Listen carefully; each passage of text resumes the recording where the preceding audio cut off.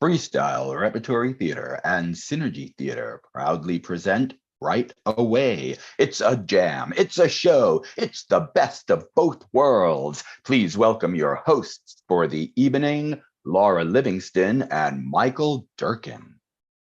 Hey! Hello, everyone. I'm Laura Livingston. I'm the Artistic Director of Freestyle Repertory Theater in New York City. I am Michael Durkin. You can call me Mike. And I'm the Executive Director of Freestyle Repertory Theater here in New York City.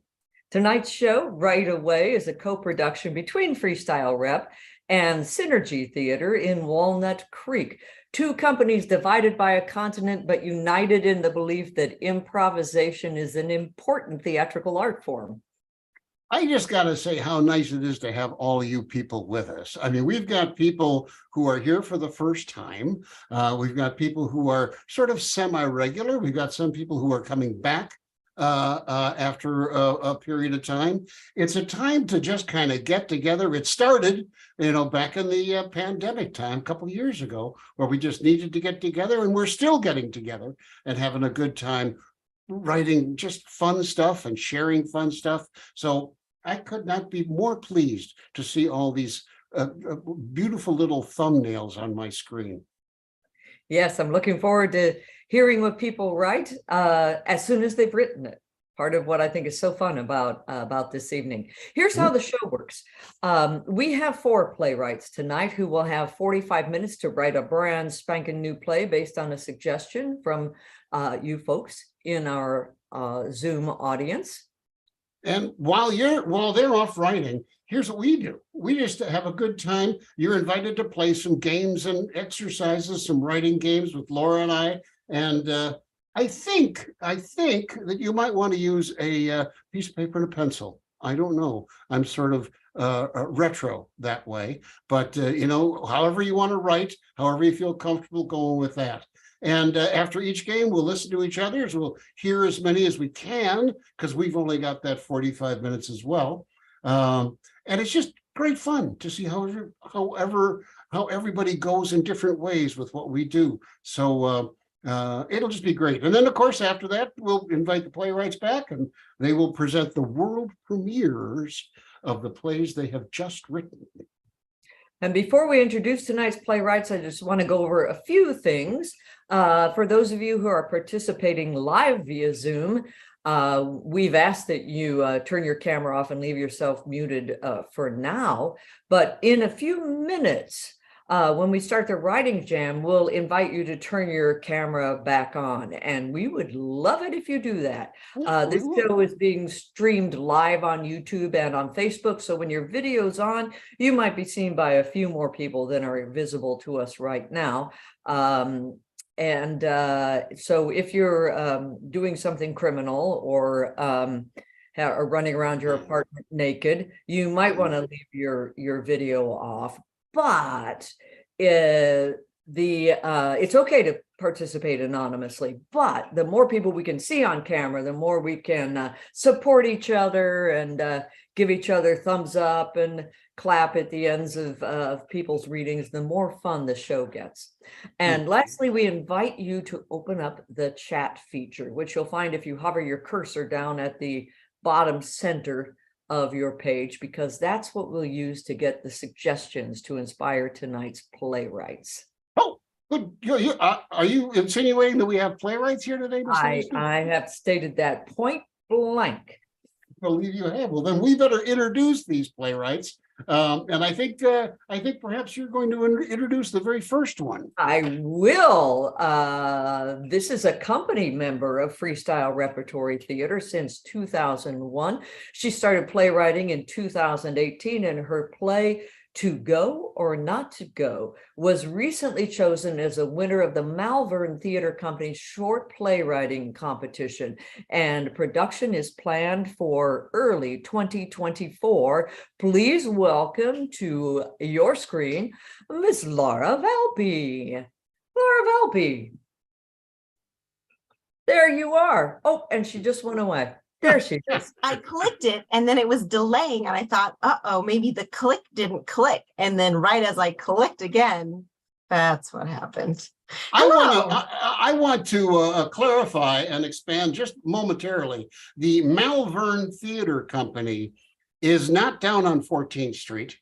No, It's not on the Oakland side of the bridge. It Uh-uh. is where, Miss Valpy? it's somewhere in Australia. I think just outside of somewhere within the vicinity of Melbourne, but I don't know the geography well enough to tell you any more than that. An international playwright. Yeah. Ooh. Catching you right at the beginning of your international reputation as a person who's not sure where Malvern is. That's right. You know, Let's all go and we'll find out.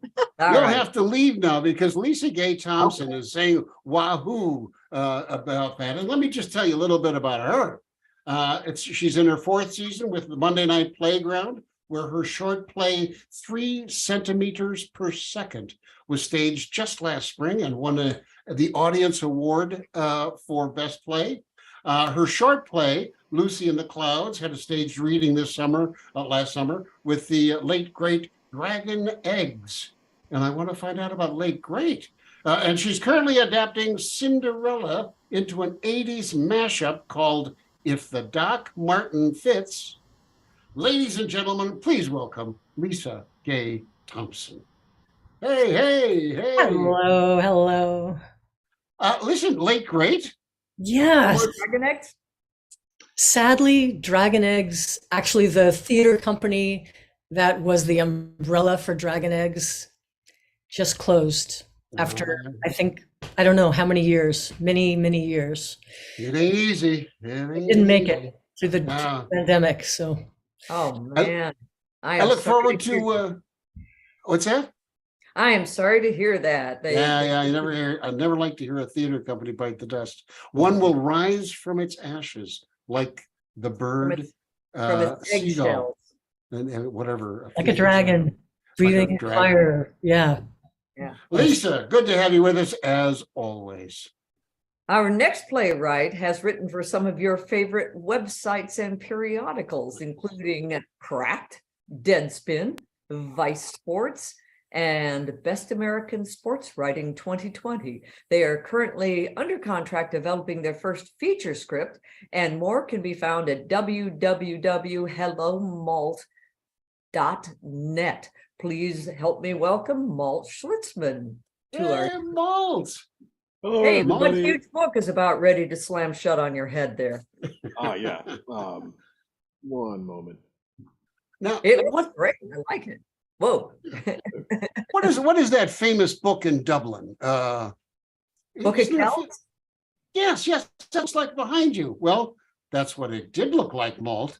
Now it looks like your paintboard targeter. This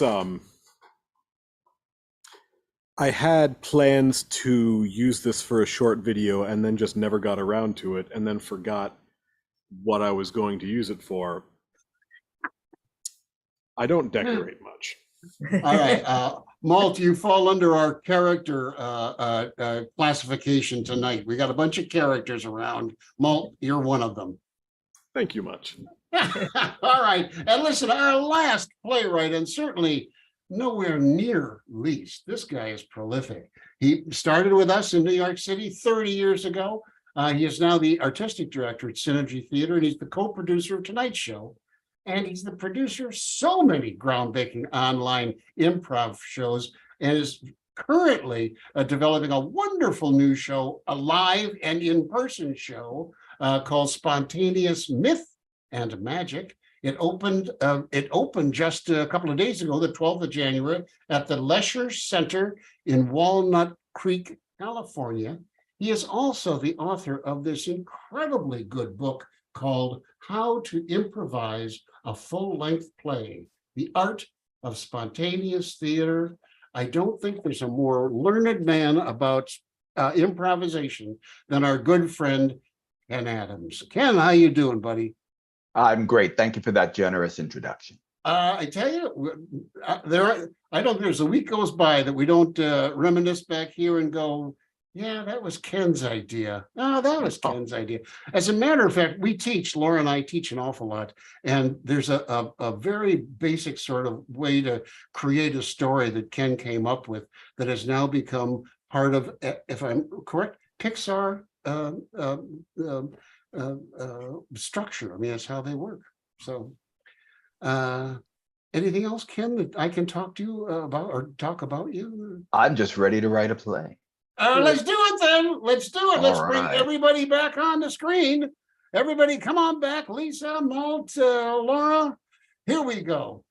Here's audience. This is where I suggest that you open up that chat button down there. It's right down in the middle of your taskbar down there. Open that up because each playwright is now going to ask you for a suggestion to kind of inspire and kickstart their new play. And when they ask for the suggestion, what we want you to do is type it into the chat. Simple as that. And they will read some off and we'll have some good laughs just with reading some, but they'll pick one and we'll go with it. So I believe. Let's say Laura Valpy. What would you Laura like from us? Valpy, Well, I asked the 5-year-old, what should I ask for inspiration for my play tonight? And she said I should ask for a costume. So that's what I would love to be inspired by. What is one of my characters' costumes or a costume piece or, something like that. Something like that. All right. So this is your moment to just kind of, Yeah. here we go. Beekeeper costume, lumberjack wear, marine iguana. Thanks, Dad. Victorian costume with bustle and corset. Too small, too tight, tutu. Oh my gosh. Clown nose tiger. Whoa, these are fabulous. Oh man, these are fabulous. Marine iguana. You got to Okay. narrow it down. You only get one. I do. I really do. Oh gosh, this is a hard one tonight. You could take more than one, I think. Maybe I'll take more than one. Okay. Marine iguana, because it's from my pops. All right. Color of nothingness. And too small, too tight, tutu. Cool. Too small, tutu. Too small, too tight, tutu. And marine iguana. Ooh, Lisa each Thompson. one of these is a different play. Awesome. Thank you. All right. And I believe Lisa, next. what do we'll you get- need from us? There we go. Yeah, I'm looking for a topic of conversation you might have on a night that you're going to a restaurant. Something to talk about at dinner. Color of nothingness. Color of nothingness. A tiger. Like dinner with Nothing. Andre. Allergies, food poisoning, the price of eggs. Yeah, but that's Mike. Don't take that one. I couldn't. What It just you- came to me. I couldn't help myself. What your date did yesterday. Why do you always choose the same? Will the world ever become sane? Nancy Drew novels.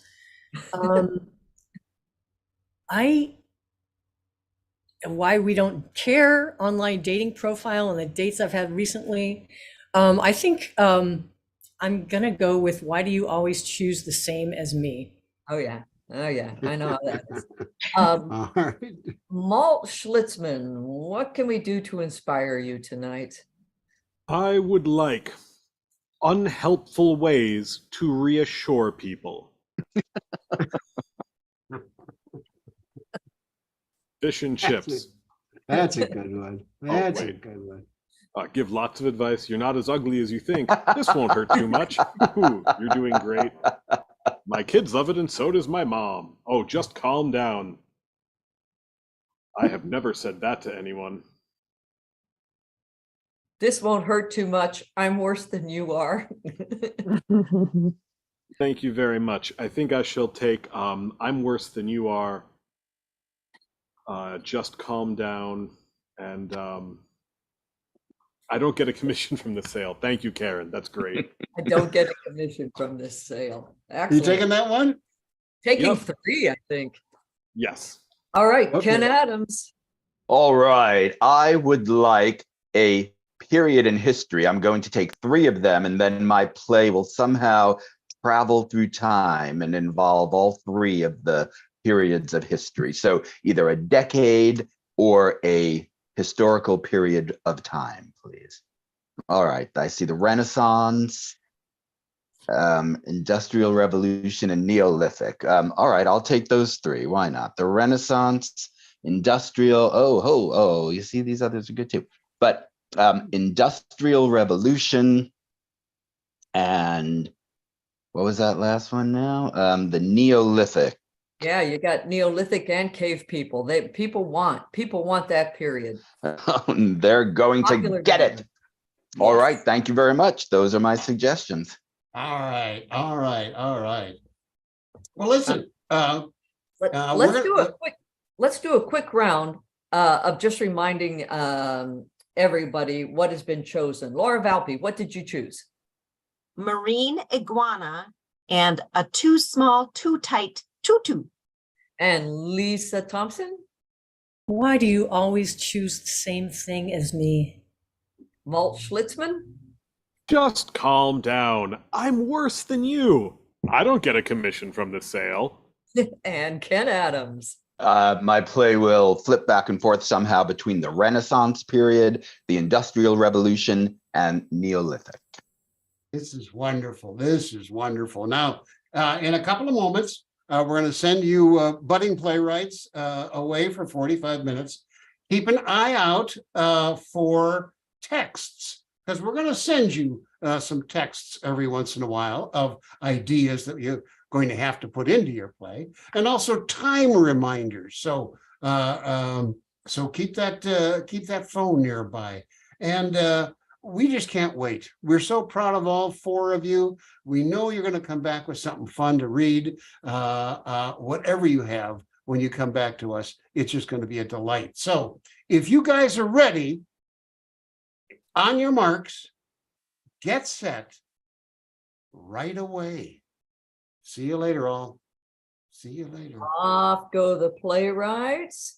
And as they're turning their videos off, if you haven't already, everyone in the audience, we now invite you to turn yours on and join us here and say hello. And if you haven't already, I'm with Mike. I think it's easiest to use pencil and paper because then your screen is available to hear and see the rest of us. Go ahead and grab that. Quick reminder, we're streaming on YouTube and Facebook, so there might be a couple of people watching. In case you're up to no good.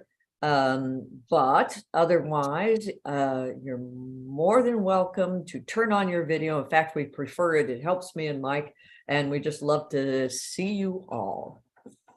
Well, once again, I just gotta say how pleased I am. EJ, I'm sorry. I thought, were you going to tie your shoes? I'm sorry. Go ahead and tie your shoes. Oh, but can I had a pen, but I'd rather Alright. talk to you. All right.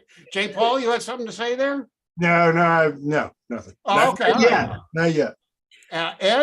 Ed Woodham, it's good to see you there. We have something in common here, so I always kind of go right to the beard guys. It's just real good. Anybody who's the farthest away? Anybody over the ocean, or are we all on the continent of the United States? Everybody. Maryland. New Zealand. All right. Okay. All right. Just I wondered. Are you Marilyn? I see Marilyn. I hadn't waved to her before. so What it's good to time see is her. it in New Zealand? Are you in New Zealand now? I am in New Zealand where it is 1:39 in the afternoon and 28 degrees. What day is it, though? Is it Tuesday? Tuesday. Crazy. You're in the future. And Uh, you're talking to people who don't know what 28 degrees means. Yeah, we don't know. Oh, yeah, it's true. It's listen, Celsius. I'll convert it to Fahrenheit for you. I'm sorry, I'm English myself, so I know where you're coming from, but I've been in New Zealand for so long, I've forgotten what. It's Fahrenheit 82 is. degrees there. Wow. Wow. Dude, thank you. There's a reason, yeah, she's wearing no sleeves, you know. Yeah. Yeah. On a Well, Tuesday. This is wonderful, you guys. This is just wonderful to have you all here. And I just tip my hat to Karen Harrell because she's always a lot of fun to have here. So now listen, here's the deal. We're going to have some fun here. Now, if you move your cursor to the upper right hand of your screen, you'll see a bunch of options for how your windows will appear on your screen. There'll be a gallery view or speaker view. Whatever you choose, it will only be shown on your screen, so you can do whatever you want. It'll have no effect on anybody else's screen, and it just won't have any effect on what we see. That's it. That's all I got to say. Yeah, yeah. And as we get ready to start the jam, remember that improv is all about being spontaneous and supporting each other's creativity. So if you've never done improv before, I just told you the whole secret of the art form. It can be boiled down to 2 rules. Always say yes. Always make your partner look good. And when we're writing, I always think of yes as saying yes to your own first idea. Just go with it, because all ideas are good at the very beginning. Don't bother critiquing yourself as you're writing. We'll hear as many people as want to read what they've written. And when you're volunteering to read, just volunteer without deciding if it's any good. As I have said, a lot of times it's just fun to hear the different ways that different people have interpreted the game or the suggestion. We ask you to keep your video on while others are reading too, so they can see your friendly faces and kind of get that feel of having an audience. And it helps me and Mike if you keep your videos on, because we can see how long to give you to write. So thanks. Here we go. Tonight. It's yours. It's yours, Laura. Oh, okay. It's monologue night, everyone. We first time we've made monologues the theme of what we're doing. So the first one is just to get us started. It's going to be a kind of a fill in the blank monologue. I'll say a sentence or a sentence beginning and ask you to just start writing for the next I don't know, 30 seconds or so. Just see if you can write the whole time, whatever a person might be saying. And then I'll interrupt every so often with another sentence beginning. It can be very stream of consciousness if you like, someone interrupting themselves, someone speaking very much as I'm speaking right now. And if you're ready, here we go. You don't need to write down what I say. You might just like make a little mark. So when we're reading it, I can read the sentence beginning and you can read the rest of what you wrote. So the monologue begins. I'm not sure if I should be doing this. Just go ahead and write the rest of what that person is saying.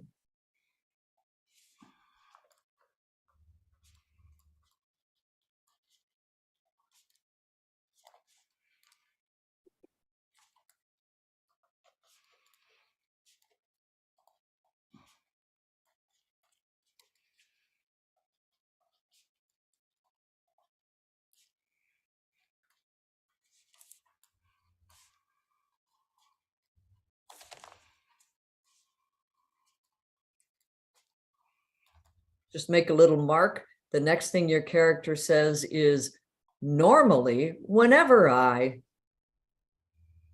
go on from there. Normally, whenever I.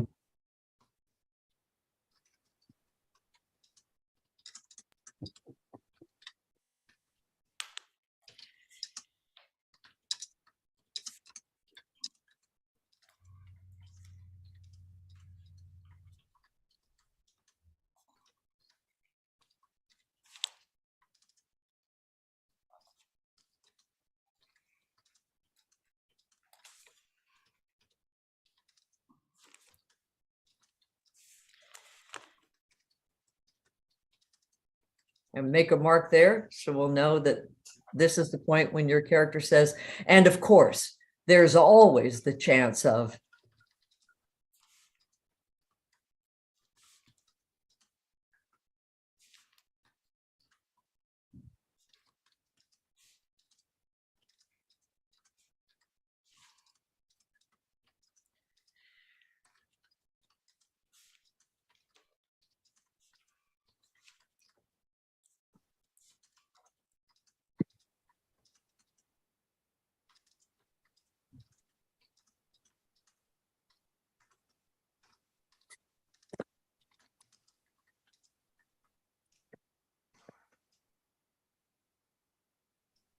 and make a mark there.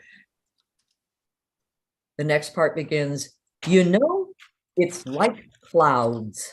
Can you It's say that again? You know, it's like clouds.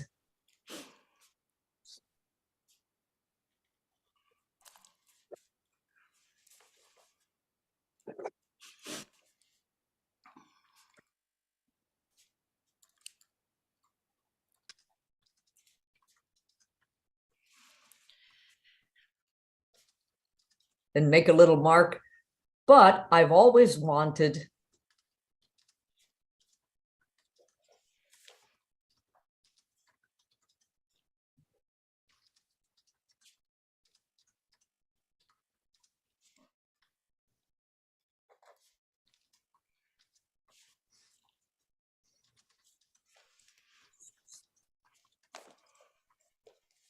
And the last sentence of the monologue begins with, so.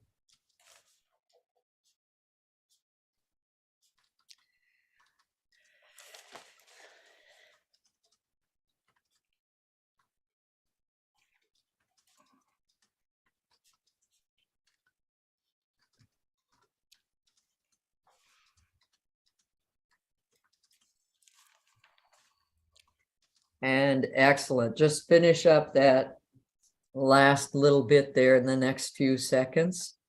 And Mike, are you going to do the texting tonight? Oh, golly. Oh, I'd be more than happy to. Sounds like maybe I'm doing it. I would feel a little more confident if you did. I can ask the question though. That'd be great. All right, Because now we that all- you've all finished your monologue, and we're going to read as many as we can with the time we have left. But what we're going to do now is we're going to kind of intrude on the writers and force them to accept the offer that we're about to give them. And here's what I'd like to get from you guys. What geometric form or figure will inform the play that they're writing? Just So type give that me- into the, type that Yeah, in. Sorry, Mike. into the chat. Yeah, and I'm sorry, into the chat. Exactly. Octagon. Here we go. Parallelogram. A triangle. Oh, octagon's gotten two hexagon.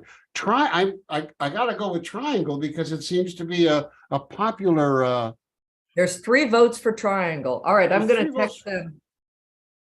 I'm going to text them that. And while I'm texting, let's hear one of these. Hold on. we're gonna have to do that. However, you have the first lines, or maybe I do have those here. Do I have those here? I don't have those here. I do. Why don't whoever wants to read their monologue, I'll read with you. You got to raise your hand or call my attention. Ed, you were the first one I saw. Ed, I'm going to read the line that Laura gave, and then you can continue. Or is that necessary? I actually incorporated it into my work. Okay, then Ed, it's all yours, ladies and gentlemen. The Ed Woman story. It's all yours, buddy. Okay. I'm not sure if I should be doing this. I wonder if anyone can see me. Looks around. I don't see anyone. I've always wanted to do this. Normally, whenever I do this, I'm daydreaming, and I can't believe it's happening right now. Oh, this is...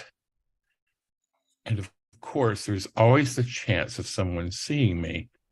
I'm closing the shades. Now, if I can see the neighbors across the street, can they see me?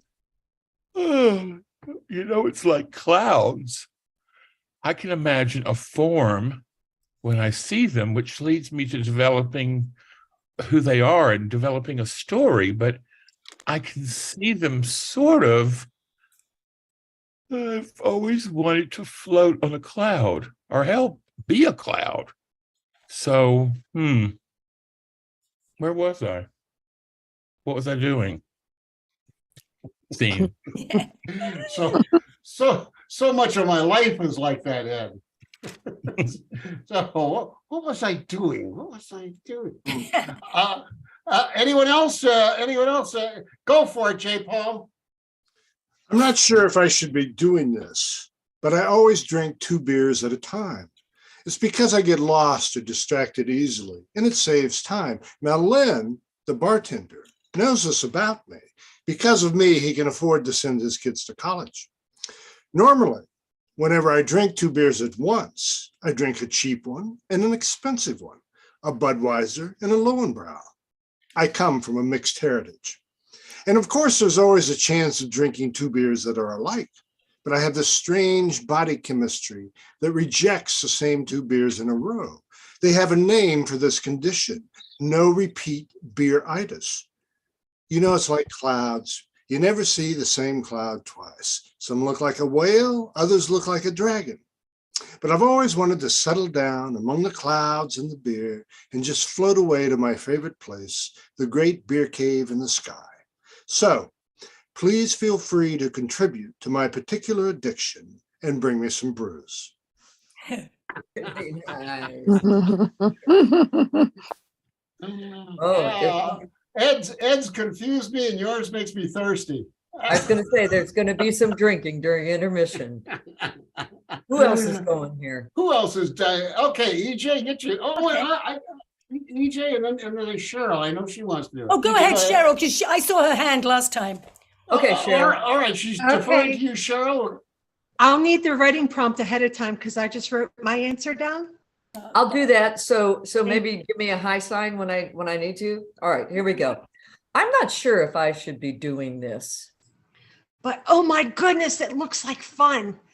And I have not let loose with no inhibitions for a decade.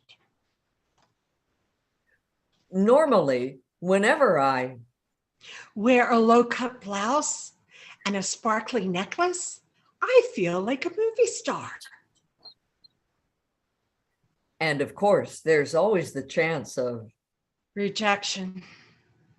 But I learned not to give a damn. I have become indifferent. You know, it's like clouds. They're always there, even if they're not always visible. Different clouds for different reasons. But I've always wanted to teleport. So bring it on, Kansas City Chiefs. Fly, Eagles, fly. Nice. Hey, a football fan. EJ. Okay. You need me? I think I'm good. I'm not sure if I should be doing this. They didn't tell me I should actually wash the baby, but if I don't, they'll know I let little Sebastian play with the caviar and handcuffs. Normally, whenever I get arrested, I try first off to flirt with the arresting officer. And of course, there's always the chance of redemption, especially if I'm wearing scarlet lingerie. You know, it's like clouds. My life, I mean. Fluffy and so temporary. But I've always wanted a real job, you know, like the Pope has. So I'm going to quit minding kids badly and shoplifting, shave my head, and dedicate my life to a nunnery. A life-changing moment. I love it. Yeah. Anyone else want to go in this round? Oh, Campbell's leaving again. And Janelle, I think Janella wants to do this. Oh, okay. Janella, do you need me? Okay. I'm not sure if I should be doing this. I have a knife and I'm so tempted, but I've never used a knife to eat broccoli. Normally, I eat broccoli with a fork. But to keep a healthy brain, you're supposed to try things different ways, like using your right hand if you're left-handed. And of course, there's always a chance of slipping with the knife, and the knife may chop my flowers next to the broccoli. You know, it's like clouds. Sometimes they dominate, sometimes they disappear, and sometimes it rains like they're crying. But I've always wanted to try new things. I won't cry, so here goes the knife. You know, there's just a little bit of the old J. Alfred Prufrock in that. Do I dare to use a knife? That's beautiful. Oh, Beautiful. Anyone else? Anyone else?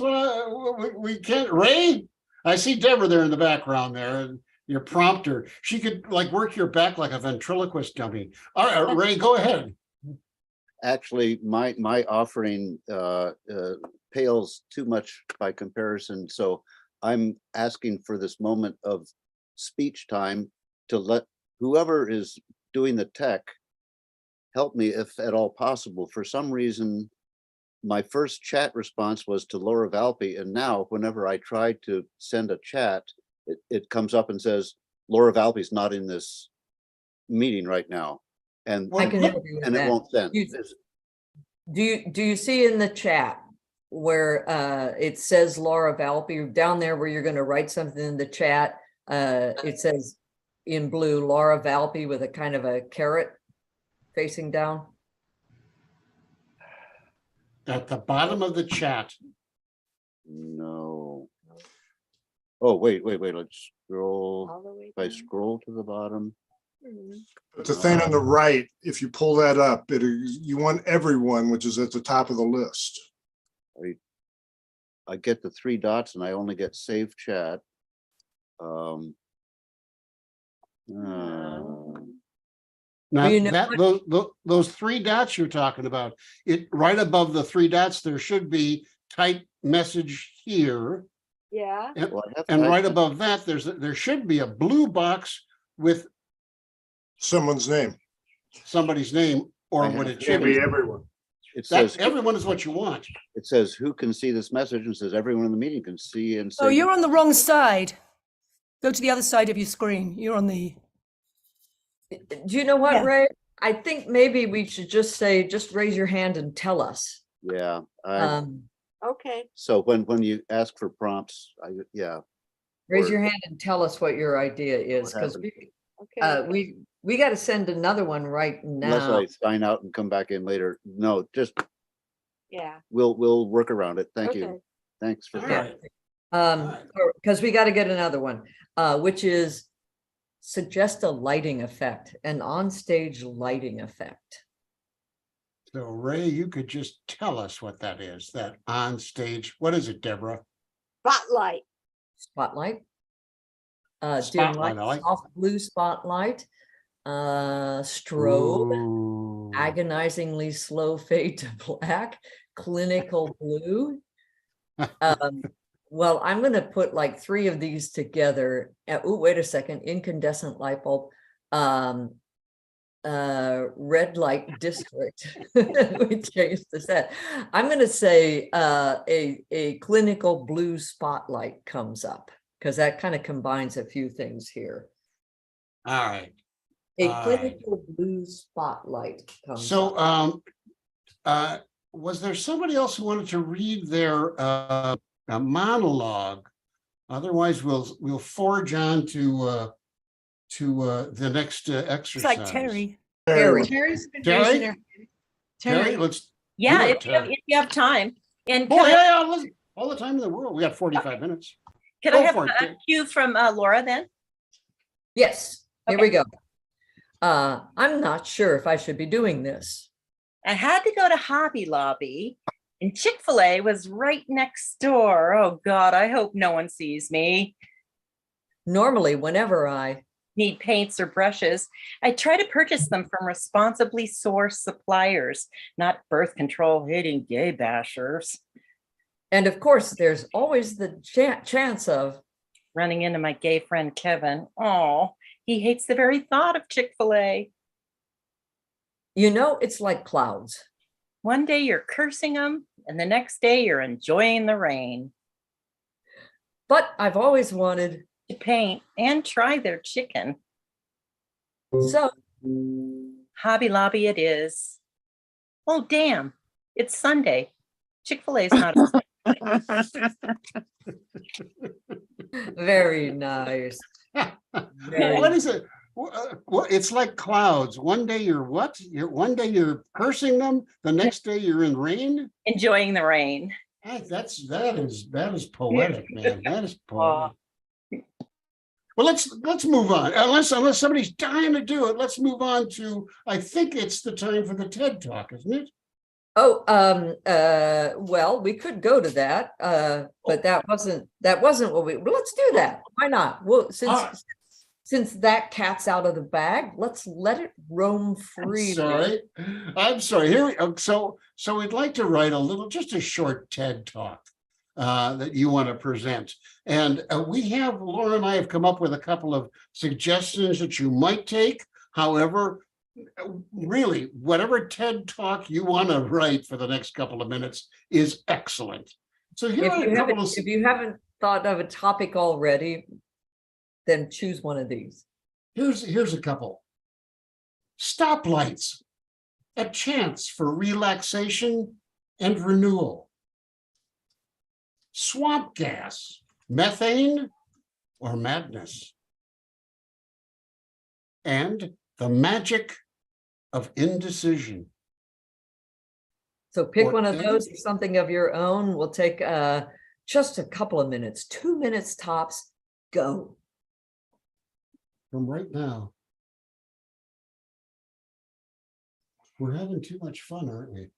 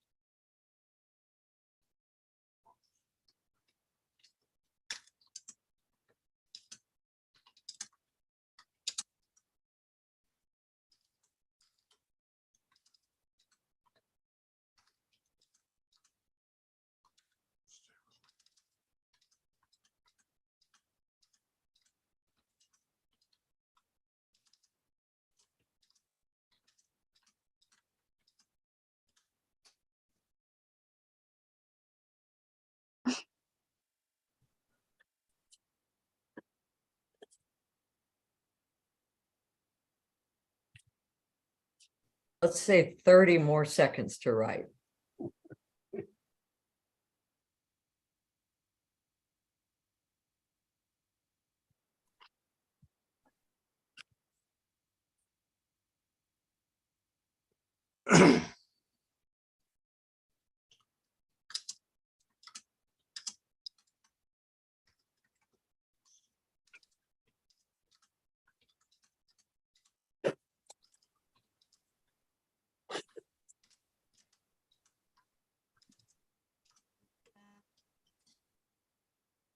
All right, cool. Let's hear some. And JD, if you are there, just yell at us if you want to read yours in your off-camera state.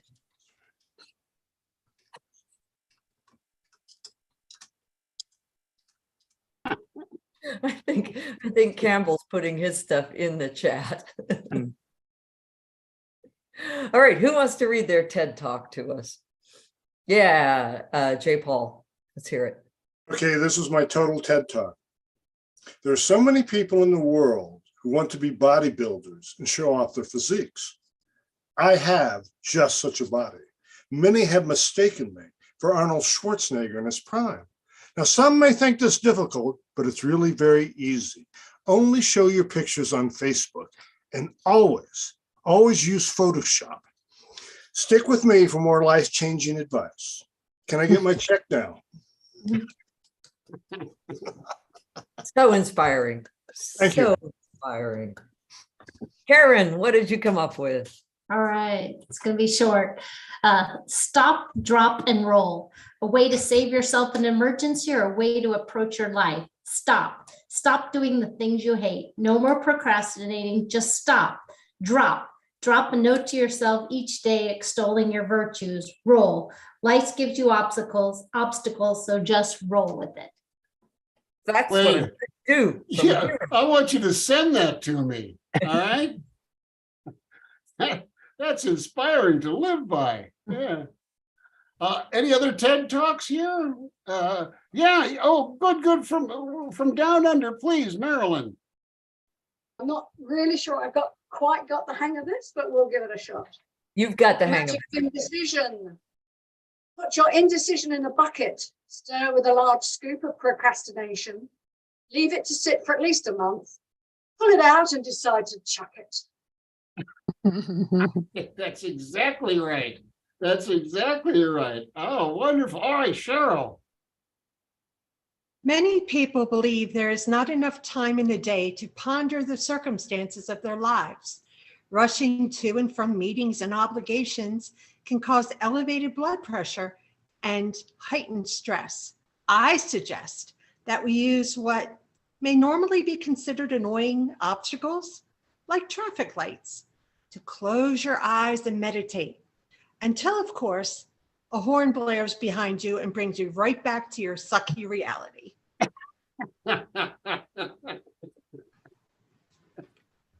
How true. How true. Who else? These are inspiring talks, by the way. Deborah, you got one? Very short, yes. That's all right. The magic of indecision, keeping your options open, celebrating procrastination, escaping responsibility. If our world leaders practiced indecision more often, we'd likely be on the way to world peace. Right on, sister. To Right invade on. or not? We need Anybody another else? suggestion, Mike. We need a suggestion, and then Oh, we'll we do need- that. How's that? right. Suggestion we're going to send in to the playwrights. One character utters a nonverbal vocalization or sound effect. I'll see if that made sense to anybody. And Yeah, and that's every- kind of- and everyone but Ray and Deborah. Deborah, you have to do it. Well, then I need to drink some beer. 'cause A belch. Is it a belch? Is that what you're That's a talking good about? one. No, it was a fart. I'm better at farting than belching. Always have been. This is All right. good to know. Shaw, oomph, groan, gack, hit a high C. Nice. Belch, I put That in there. belch is you though. I'm not going to take that one. I'm going to say a character groans. How's A that? character groans. Yeah. All right, a character groans. Any more TED Talks before we move on? These TED, Ed, I'd love to hear your TED. Janelle, I'd love to hear your TED. Ed, why don't you do yours, then we'll do Janelle then. Okay. Hello, hello. My name is Gainey Grant, and together, right here, right now, we've got nothing to lose, nothing to gain. I'm here to infotain you, to make your life easier. Together, we're here to change. Together, we're here to create the opportunity. So let's take a quick test. Do you want perfect hair? Do you want good, long, hot sex? Do you want to get along with your coworkers? Do you want flat abadabbas? Do you want smooth skin? Do you want more free time? Do you want more money? Are you ready? Are you ready for better sex, better relationships, better memory, better homes and gardens, more money, more real estate, more relaxation, more fun, more free time, less fat, perfect hair, smoother skin, and well-toned muscular bodies? I am. I am. Sign me up. And can you teach me to type that fast? Really? Janella, what is yours? TED Talk. This is about TED, thyroid eye disease. TED, an eye disorder, swelling around the eye. TED is an autoimmune condition. The eyebrows lose their hair. It usually hits women of about 43. TED treatment is radioactive iodine, which can make TED worse unless there's steroids. Be well, do well, TED. Oh, well. Oh, God. No sense of humor. Oh, man. That's grisly. That's grisly, Janelle. TED is thyroid eye disease. Sure It is. I is? didn't make that up. It's TED. Yeah, Oh, well, TED honest to is God, truly, yes. had no Does- idea. You want us to write about TED, so hey. Jeez, and I'm laughing. I mean, to talk about a TED Talk, a TED Talk. I feel embarrassed that I was laughing so much. No, I don't have it. All right. Hey, Mike. We can't tell you're wearing a hat. Huh? I said, we can't tell if you have Ted, you're wearing a hat. I like to be in disguise in case the Filipinos or the Russians are looking at us. Listen, Laura, I think we're moving on. Yeah, and I want to get a suggestion already. Already? Oh, early? wow. Yeah, I know. They've only written for 5 minutes after that groan. Oh, okay. But why don't we stick in a line of dialogue that includes the word triangle? A line of dialogue that includes the word triangle, which we gave them a little bit at the very beginning. And I have to mute myself.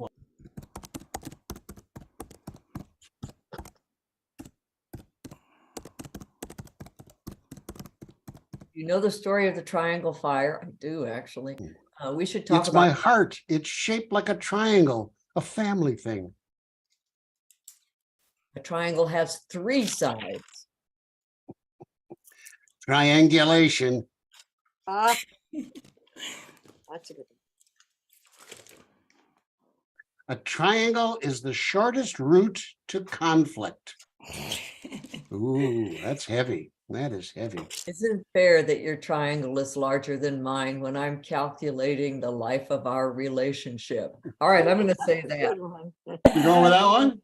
Yeah. Yeah. All right. All right. How are we doing? How are we doing on Isn't time? fair that your triangle is All right, calculated. they have 10 more minutes. We were just finishing up TED Talks. If anybody else wants to do a TED Talk, otherwise we'll move on. We can do whatever we want. We've got 10 more minutes while they're out doing their thing. Fair that your triangle is larger than All right. mine. And calculating the life of our I think what this next one is, Here we go. and I may be completely out of line here. Is it the infomercial that we want to write now? Why don't Am I we- right? Why don't we go with, because I think we're only going to have time for one. And the one that Okay. would be very different from anything we've done is your character is, we could do the setting description. That would be very different from anything we've done. Okay. And all it is we're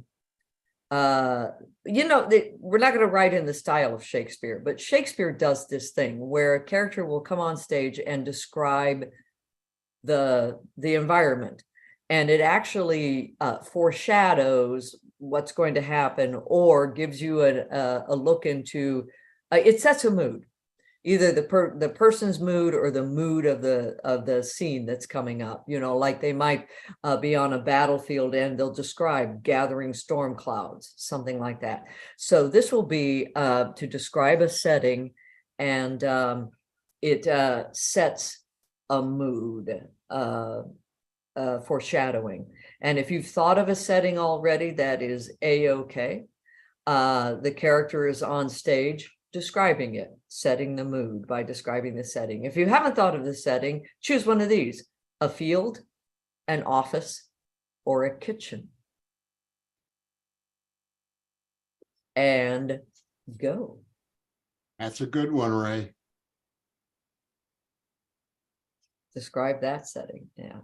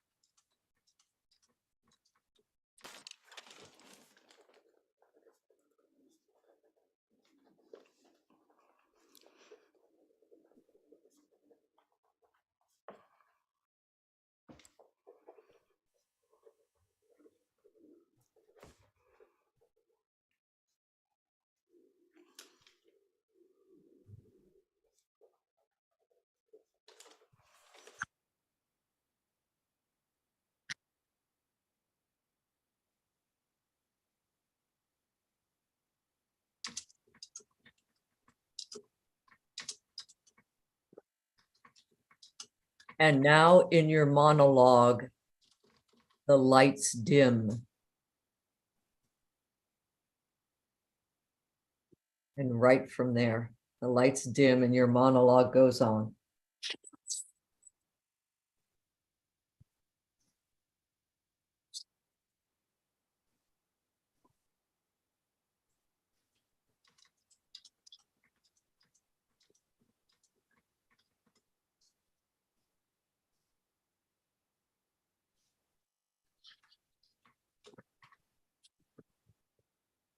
And take about 30 more seconds if you need it.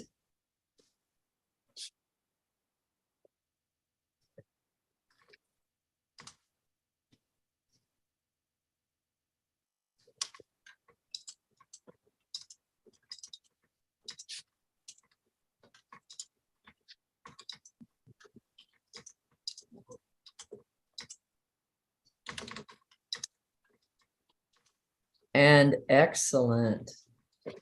Excellent. Our playwrights have 5 minutes left, Mike. Should I just give them EJ suggested of an agonizingly slow fade to black? I think that's good. Yeah. Right. And then we can hear some of these monologues. Yeah. Which All of right. course, some of these guys are squeaking in an extra couple of minutes, seconds of writing. I can see that. I'm going to turn off my microphone for a bit, but I can hear the monologue. I just want to tell you all how enjoyable it is to see the tops of your head. So who would like to set their setting first or emote? Janelle. Now, Janelle, Okay. don't scare me now. Don't scare me. The Shakespeare at the office staff. I can't read my own writing. The office staff. I have to look busy. Damn. To pee or not to pee? That is the question. Can I make it to the bathroom without being penalized? Well, it depends. But alas, I don't wear Depends. Aha, the lights have dimmed. I can get to the toilet. Excuse me, toilet. Excuse me, the loo. To pee or not to pee? Shakespeare. Yes, I'll always remember that. I'll always remember that. Very good, very good. Who else has got a setting here that has been? Hey, here's our good friend Gregory down here. Gregory, what's your setting, or how your response to our work? I don't know if I got it right, but it's a house where you visit where you used to live. Okay. I like this. Yes. Okay. We used to live here.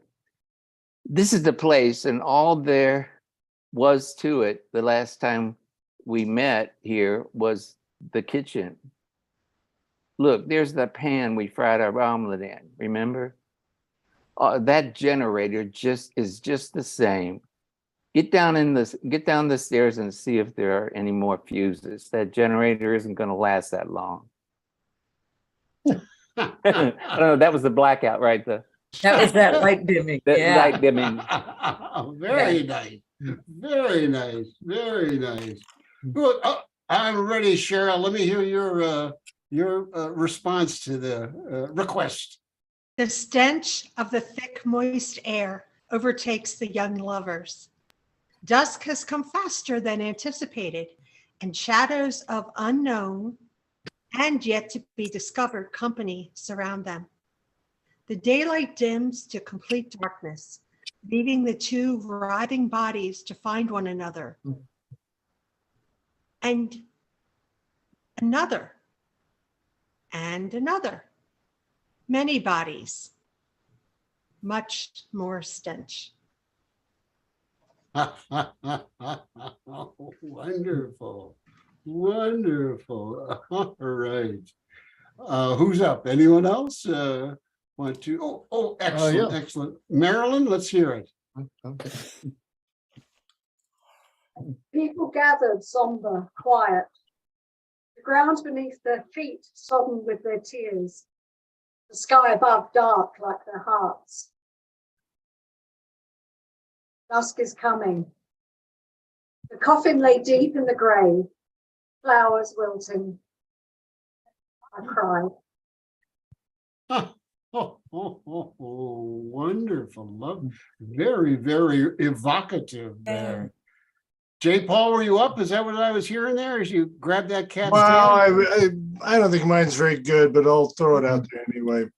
It's all good, J. Paul. It's all good. All right, this is the all best good. paragraphs I've ever written. Okay. The 36th floor was a mythical land of wannabes, could have beens, and never should have made the trip in the first place. It was a home of lost dreams. It was a word processing pool of a major Manhattan law firm. As we pick up our story with Liz, who will write a major best-selling book, which none of our former workmates really thought was any good, but we all wished her well. Nice, nice. Very nice. Life, Very- Here, take a bow. I think Campbell's been, have you been volunteering, Campbell? Yeah. Let's go Do for it, it. Campbell. Okay. Here goes nothing. It's a prelude. It's a précis. There was a man behind the curtain. Who was that man in front of the curtain? It was Hamlet. He could not see you. So how could he feel you? See me, Ophelia said, don't touch me. Ah, I believe that was Polonius. I believe that was Polonius behind the curtain. What? Yeah. Nice going, Campbell. I liked it. Anybody else? I think EJ and EJ? Karen. Karen, okay, excellent. And some writers may be coming back I'll tell them to come back quietly. The smell hits me first. Overwhelmingly, the stench of urine, piss in hot sun. This alleyway is not wide enough for two. Relentlessly tall brick walls that seem wet even in this heat. I won't touch them. The stains and deposits of some kind of hideous debris make sure I won't. Angry words splashed across the wall. Whore spelt without an H. Underfoot, it's as always, wet cobbles, my heels skidding on. Is that blood?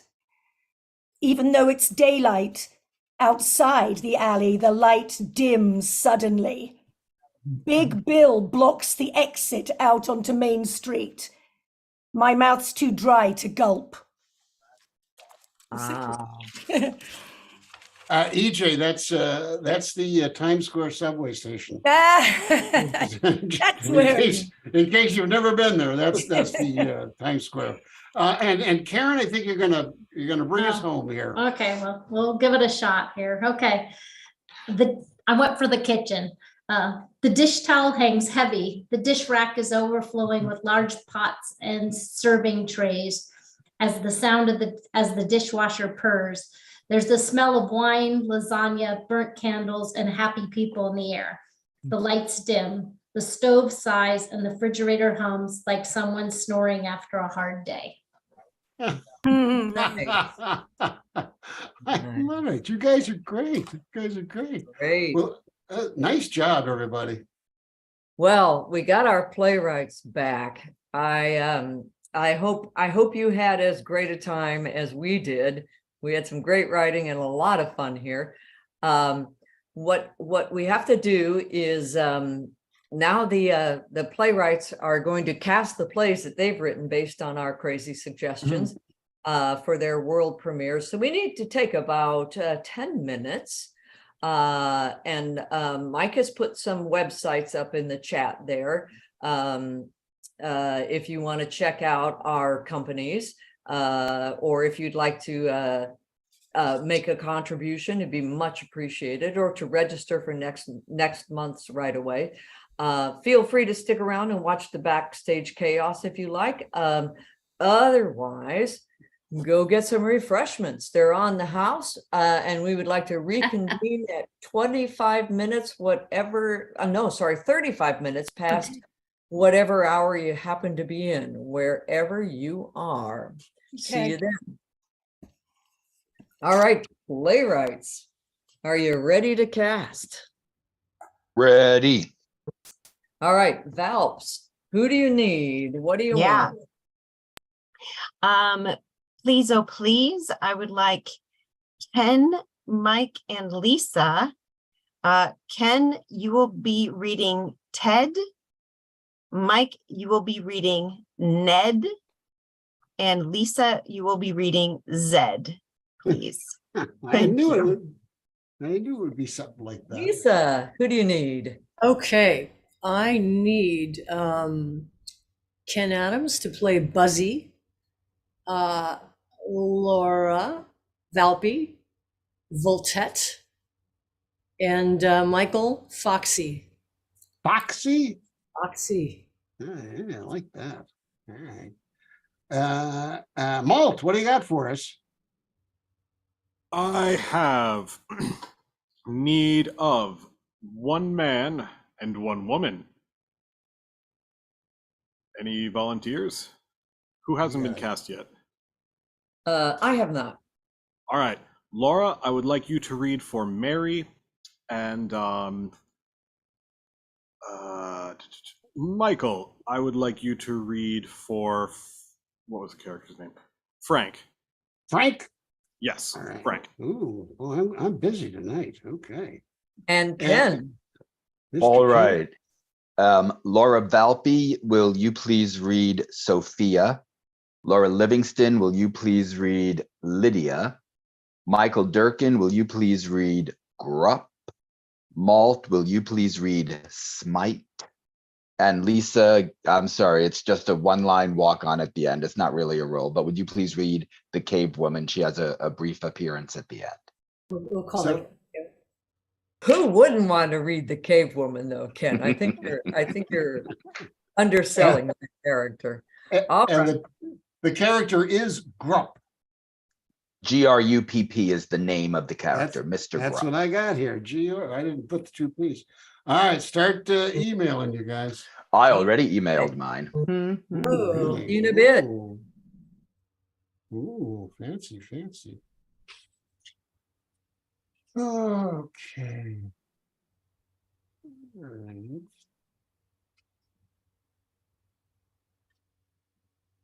All right. Ken's play.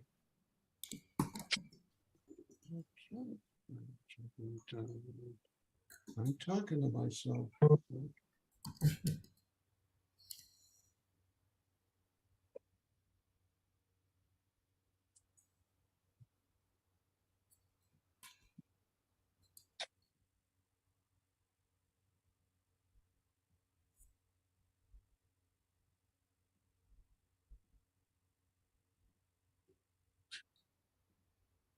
Hey, Ken, should we do those cavemen kind of voices? Where's Ken going? Ken Adams, I'm just wondering, what theater are you in right now? What are we looking at? Ken Adams, who's asking that? Janella's asking. Oh, Janella, are you out on the West Coast? Me? Yeah. No, I'm in Sarasota, Florida right now. Oh, It's the Ken lesser- Adams is, It's the Lesher Center for the Performing Arts in Walnut Creek, California. Oh. It's actually a virtual background behind him. That's where his company. Oh. Okay. It's nice. I got Lisa's play.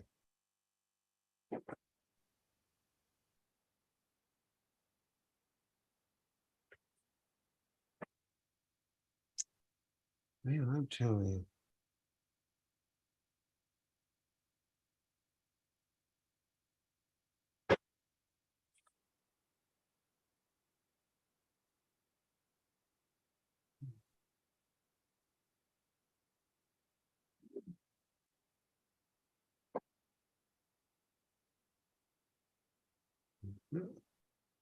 Too small, is that Malt? Oh, no. That I think is Laura Valpy.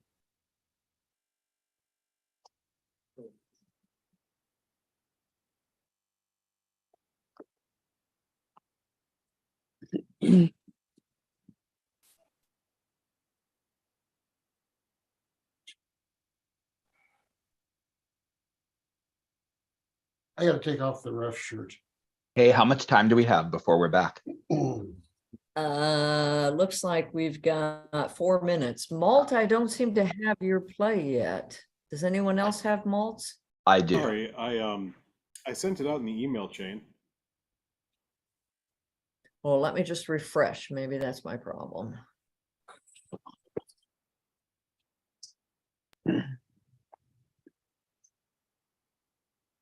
I don't have it.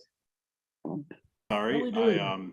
I did not reply all. That was my mistake. Oh, So Malta, you still sending?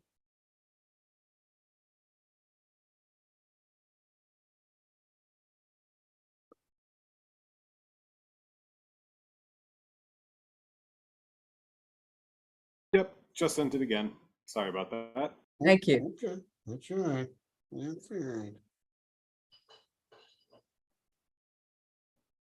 And I think we're coming up, we got 3 minutes, everybody, right?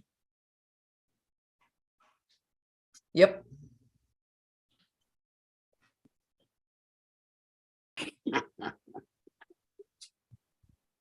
Get up, Satan.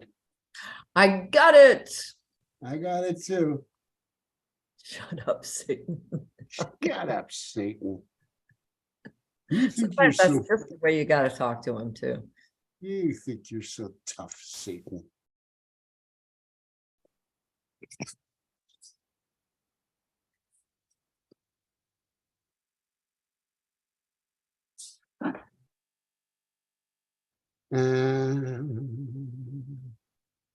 You know, can we do a little bit of a reminder about well, all right. Won't. After the last play is read, everybody should go off their video. Okay. I'll say that. Okay.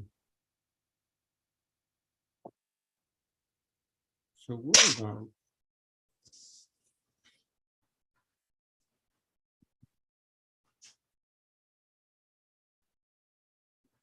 You had a good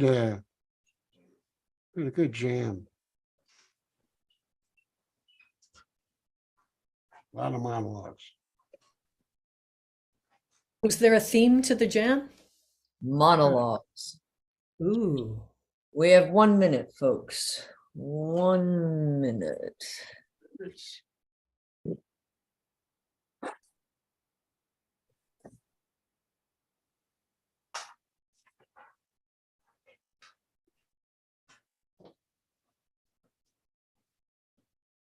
One minute. That's what we got.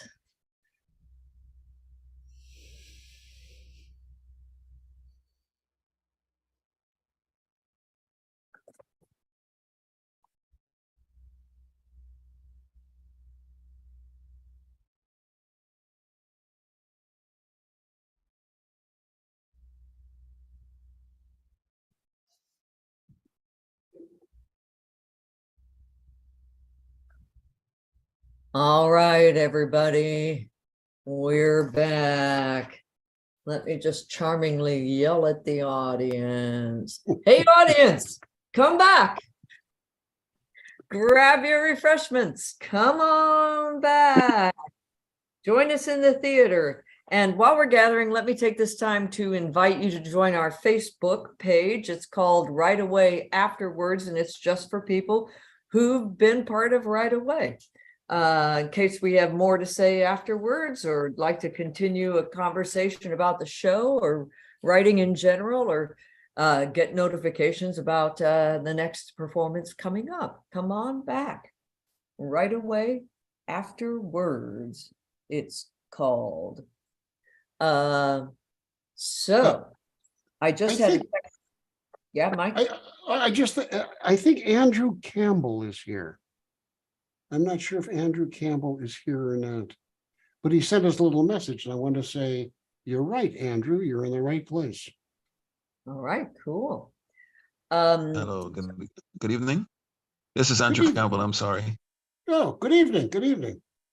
Welcome back. And I mean, welcome, Andrew. We've just had a bunch of people, well, 4 people, write plays based on audience suggestion and interrupted by lots of audience suggestions. And we're about to read the first one. I'm looking to see if Laura Valpy has made it back online. She's there. She's Yes. there. Is she? I'm Yeah. here. Yes, I had some glitches. Hopefully the glitches are done for the All right. evening. I'm here. Cool, cool. So we're going to start with you, Laura Valpy, I believe. Yes. Woohoo. Can you just remind us of what your suggestion was that you got? And Absolutely. I got 2 suggestions. I got marine hang on one second, Laura Valpy. Haven't quite got the audience ready yet. Oh, Come sorry, back, no worries, no audience. worries. Join us, and as we read these plays, if you could turn off your video so you're only seeing the people who are reading the play. And of course, if you don't want to see everybody's name, you can go to video settings and click on that caret and choose hide non-video participants, so you only see the people who are actually doing the reading. And we also ask that you mute your microphone, but when the reading is done, pop back on and give a little applause if you feel like it. We really enjoy that. And now, Laura Valpy, if you remind us of your suggestion and take it away for your reading. Awesome. Thank you, Liz. My suggestions were marine iguana and a too small, too tight tutu. I'll read stage directions, and the first actors starting off are Ken Adams and Michael Durkin. Hey, let me just pop on here, Laura Valpy, and because I forgot to remind the audience of the suggestions we sent. Oh, yeah, absolutely.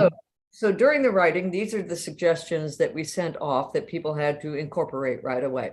A triangle informs the play. A clinical blue spotlight comes up. A character groans. We gave them a line of dialogue. It isn't fair that your triangle is larger than mine when I'm calculating the life of our relationships.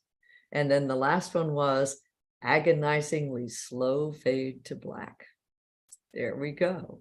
Nice. Now I'm going to really leave you alone. Okay. All right. So let's title this Too Small, Too Tight Tutu. We'll start with Ken and Mike, and I'll move my face away, and here we go. 2 marine iguanas bask in the sun on the rocky shores of the Galapagos, Ted and Ned. Ted wears, actually, I think it's Ned. Sorry, I think Ned wears a too small, too tight tutu made out of kelp. We'll see if the names stay the same. Dude, sick waves out there today, my friend. Oh, the sickest. You hype? You look hype. I'm hyped. I am hyped too, bro. Your tutu's a little too small, dude. Bro, it's a little too tight too, dude. But once I managed to shimmy through the needles, if you will. Oh, I will, my friend. I will. Once I was in, there was no going back, you know, bro. No, dude, you said it. Once you're in, there's no going back.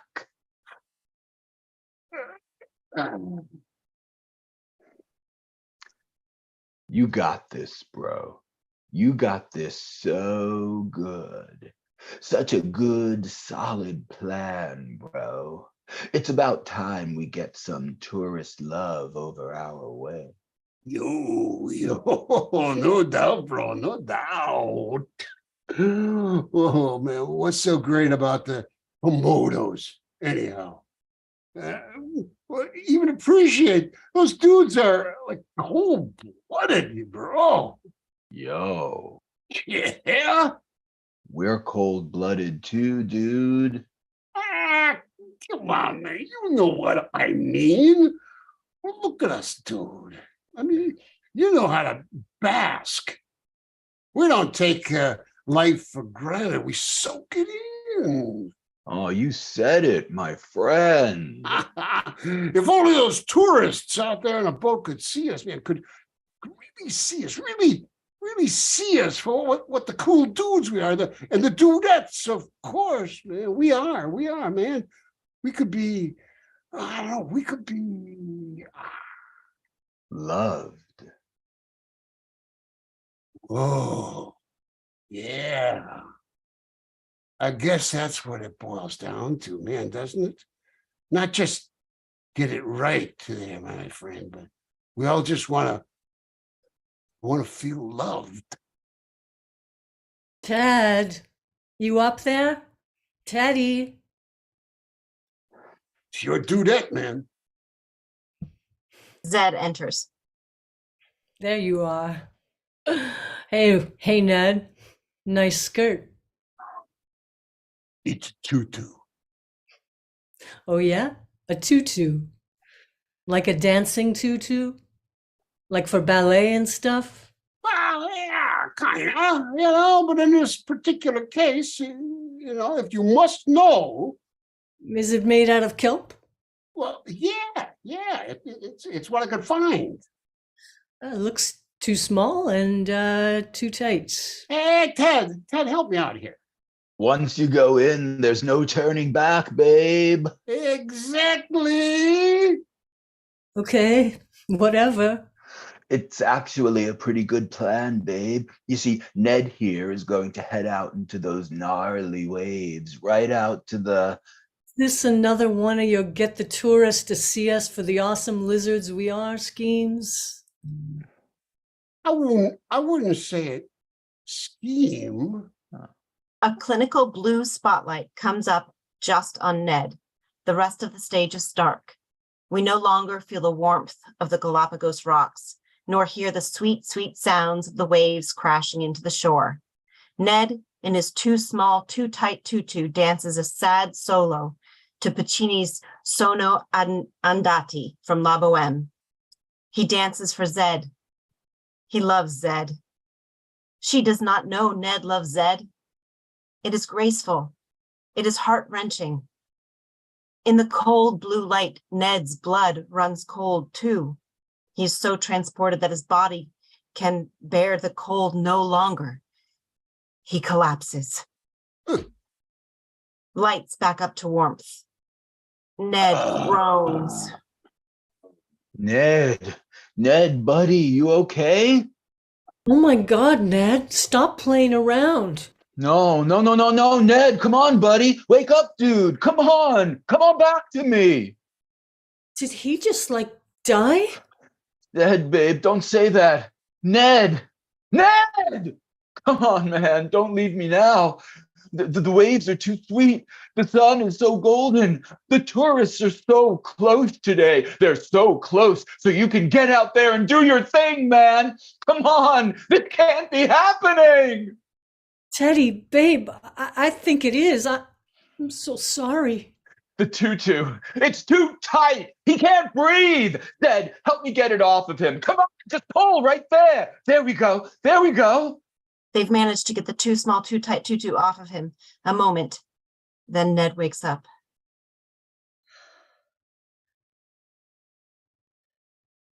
It isn't fair that your triangle is larger than mine when I'm calculating the life of a relationship.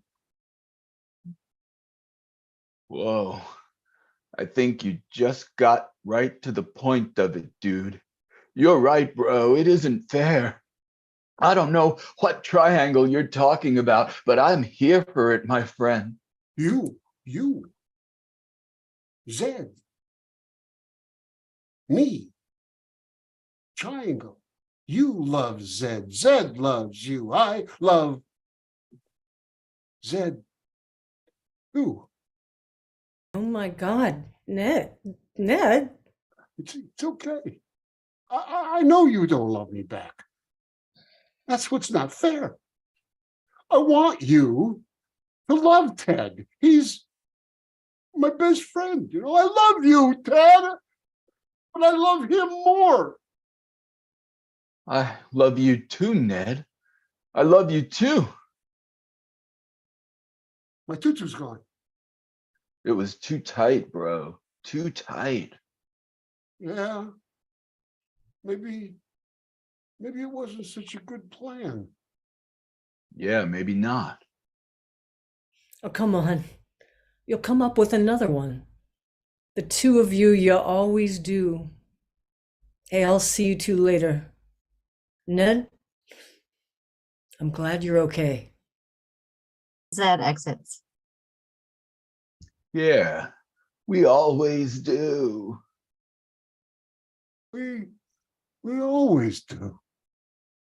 They bask on the warm rocks of the Galapagos as they watch the tourist ship in the distance and the sun slowly set. It is an agonizingly slow fade to black. End of play. Woohoo! Wow. Thanks, guys. Yeah. Thanks, Wow. Ned and Ted and Bev. That was awesome. Oh, man. That was How fun. much fun was that? And Thanks good for the great acting. suggestions. Those were Very, fun. very good acting. Absolutely. I think when the stage version comes, you got to keep that choreography that Mike was doing. I think so.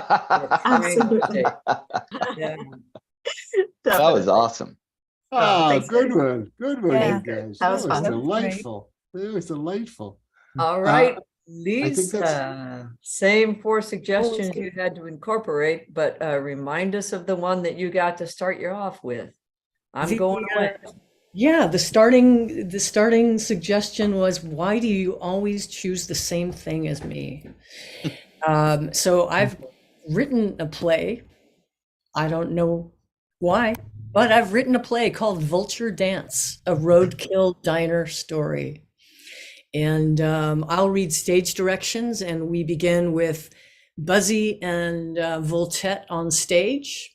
Foxy will enter briefly after a while. And EJ. So I'm off stage Sorry, first. I'm out of the.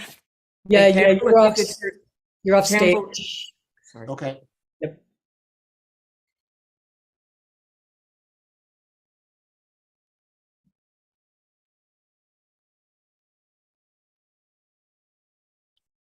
What are you having, baby? Ooh, Buzzy darling, I can't wait. I haven't eaten in days. I've been circling and circling, catching those updrafts, never finding anything at all.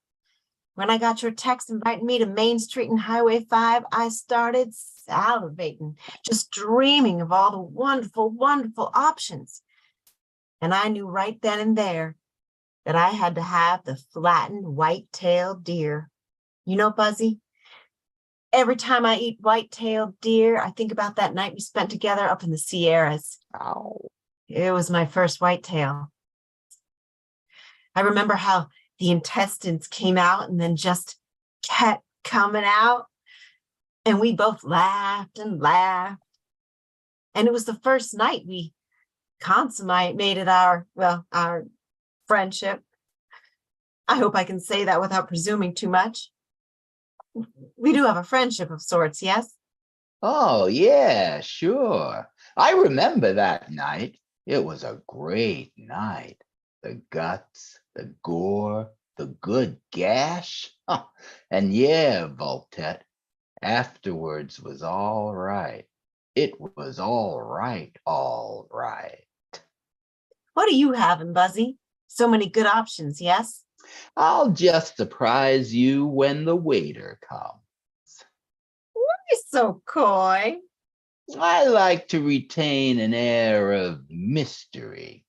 Hey, see that yield sign? Isn't that where we began our little flirtation all those seasons ago? Why, I believe it is. Yes, who'd have thought? You and I so different from one another. Not even the same species, if I'm correct. Why, we can't even reproduce, and yet I find you irresistible. I feel the same way about you. When this time of year comes along, it's your quivering wings set I want to ponder. And I want to be the wind beneath your wings, Buzzy. But do tell me, I need to know, What are you going to order? I'm not sure. You don't tell me what you're planning to eat. Is it the pounded gray squirrel or the aromatic striped skunk? Not the woodpecker. I know you have a bigger appetite than that. Just tell me, you big old beautiful bald bird. I'd rather not say. You're spoiling the evening. What will it be? The chef's special, Rocky Raccoon. Oh, that did sound good. Oh gosh. Now I'm not sure what to do. I thought I had my little heart set on the deer, but raccoon with tiny pebbles.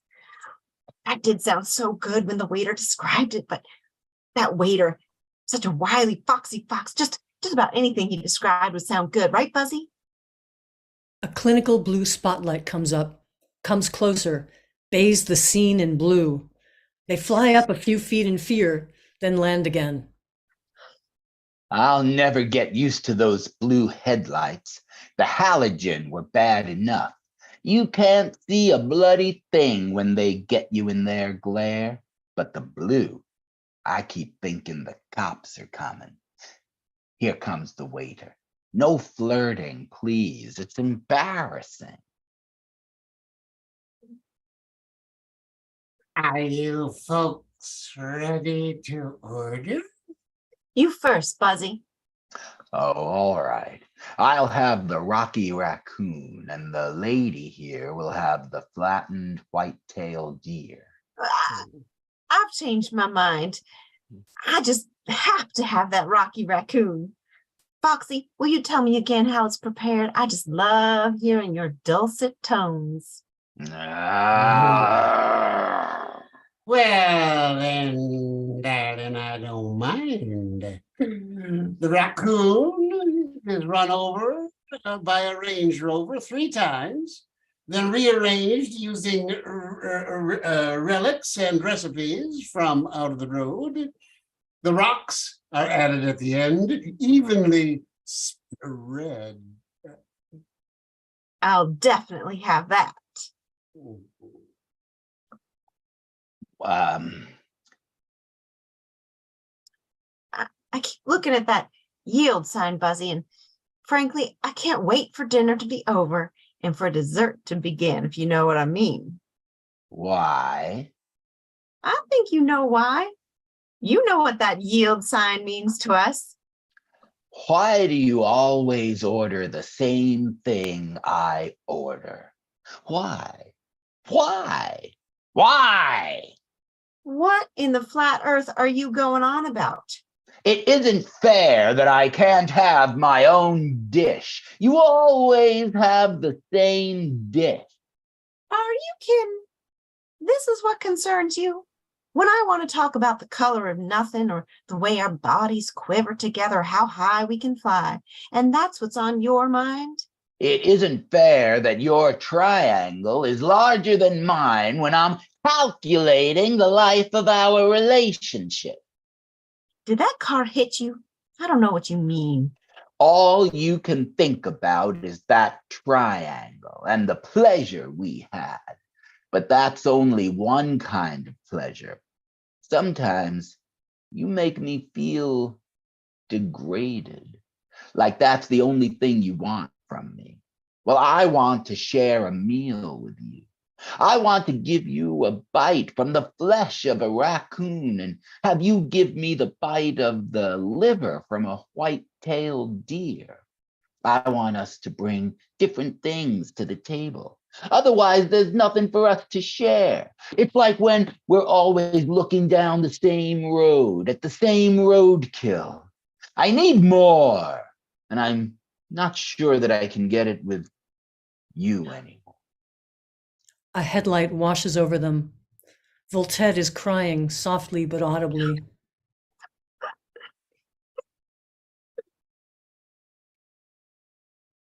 Buzzy? Come back, Buzzy. Agonizingly slow fade to black. The end. Yes. Honest to God. You Oh my guys gosh. I believe you guys are crazy. I really liked the Jack Nicholson Buzzy. Yeah. I hope I only play animals tonight. Me too. Wonderful. That was awesome. won- Nice, Lisa. Really, good. really wonderful. Yeah. Wonderful. So I think Malt, I think we're up for yours now, Malt. Anything to let us know about? Yes, it is titled. Well, no, my prompt was I needed 3 unhelpful ways to reassure someone, and what I got was just calm down. I'm worse than you, and I don't get a commission from this sale. The title is "Shut Up, Satan," and Laura will be reading the role of Mary, and Michael will be reading the role of Frank. I just have to. I also have to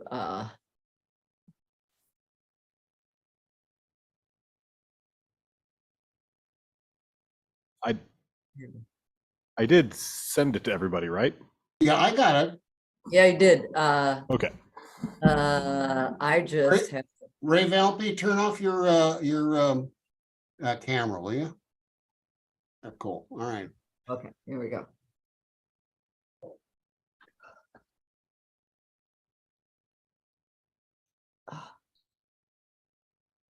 Everything okay? Yep. All right. Interior grocery store day.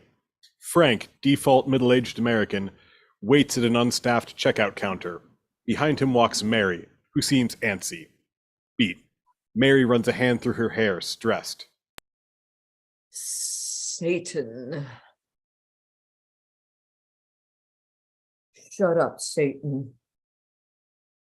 Frank can't decide if he hell up, Satan. You shut the hell up. I'm sorry. Are you talking to me? Oh, oh no, I'm sorry. It's not you, I promise. Oh, okay. Wait, if you're talking to me, I'm not talking to the devil either. right. But you did just about. I know, but it's not like the literal, actual, for real devil Satan McLucifer. So you do think there is a real devil? It's my intrusive thoughts, they just get so loud. So loud. Sorry. Why am I always doing this? Just calm down. Well, what's an invasive thought? Well, okay, so you know how you get those random crazy thoughts, like, hey, I'm gonna pinch that handsome dude's butt. No, that's a new one for me. You've never thought about using your fingernail to carve little smiley faces and bananas? When I was younger, Okay, so an intrusive thought is like that, only a million billion times louder and scarier. And sometimes having all these weird bad thoughts jangling around in your mind makes you think that maybe you're a bad person too. And so you shout at the devil to make them stop? Yes. Ooh. Not like that. I'm not talking to the devil or the Trinity or anything like that. I'm talking to myself. So the devil is inside you? No, but my thoughts are. And one of the ways I cope is by imagining that these thoughts aren't from me. They're not who I am. They're just random particles of entropy and chaos floating through the universe. I don't know. So how does the devil fit into all of this? Well, I imagine that the mythology of Satan was inspired by these random impulses to do evil. So I picture the particles like little teensy cartoon Satans floating around my brain meat, prodding me with their tridents. You know, them particles might be contagious, because I'm beginning to understand what you're talking about. Yeah, when I started off, they were tiny Hitlers, but turns out people get real cagey when you shout about having Hitlers in your brain. And it's better than when they hear you yelling about Satan? Yes. Why? You shout about Hitler enough, people assume you're anti-Semitic. Shout about Satan enough, and they just assume you're Republican. Well, that makes a troubling amount of sense. Still, though, don't beat yourself up too much. I'm just as bad as you. How? Well, I shout at the TV while watching sports alone. Yeah, that's weird as hell. You should get your brain examined. If they can find it.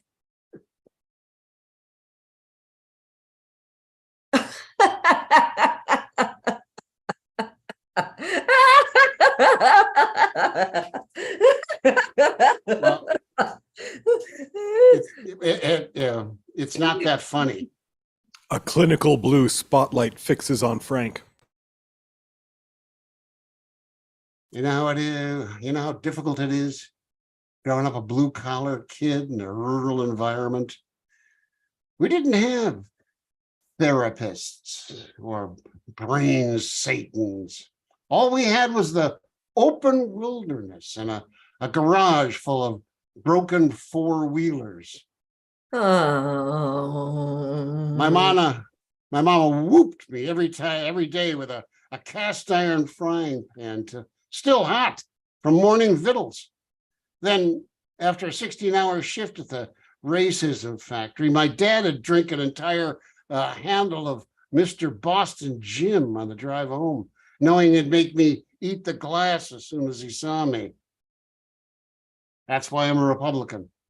That's why social evolution scares me. If I had known about all of this new gay feeling stuff, maybe I wouldn't have had to suffer at the hands of them who's supposed to love me the most. The spotlight lifts. Mary digs through her cart. Hey, I don't get a commission from this sale, but here's some cheese to go with that wine. You inner city urban liberals got no sympathy for the working man. You work? What do you do? Supervise at the redneck stereotype factory? I sell pedophile insurance to the Catholic Church. Oh. It isn't fair that your triangle is larger than mine when I'm calculating the life of our relationships. What? Sorry, my brain crazies are getting too loud. I need to go bother someone normal. Bye. Mary runs away, abandoning her cart. Frank watches her go, suddenly lonely. The clinical blue spotlight comes back. But you forgot your cheese. Agonizingly slow fade to black.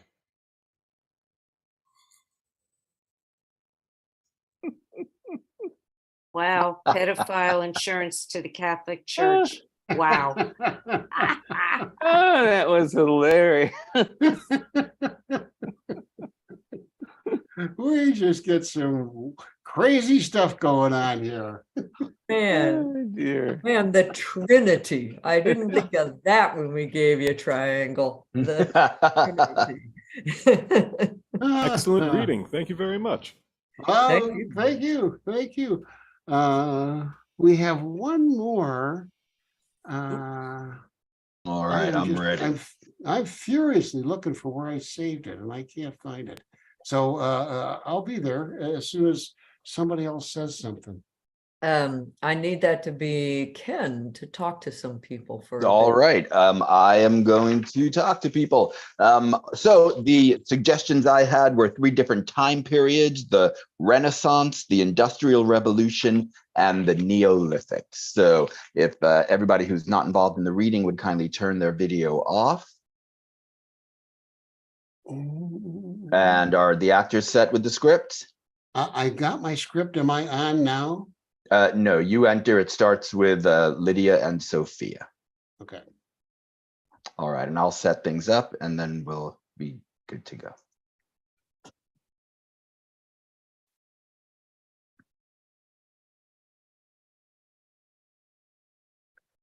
The play opens in the drawing room of a beautiful mansion in the year 1582.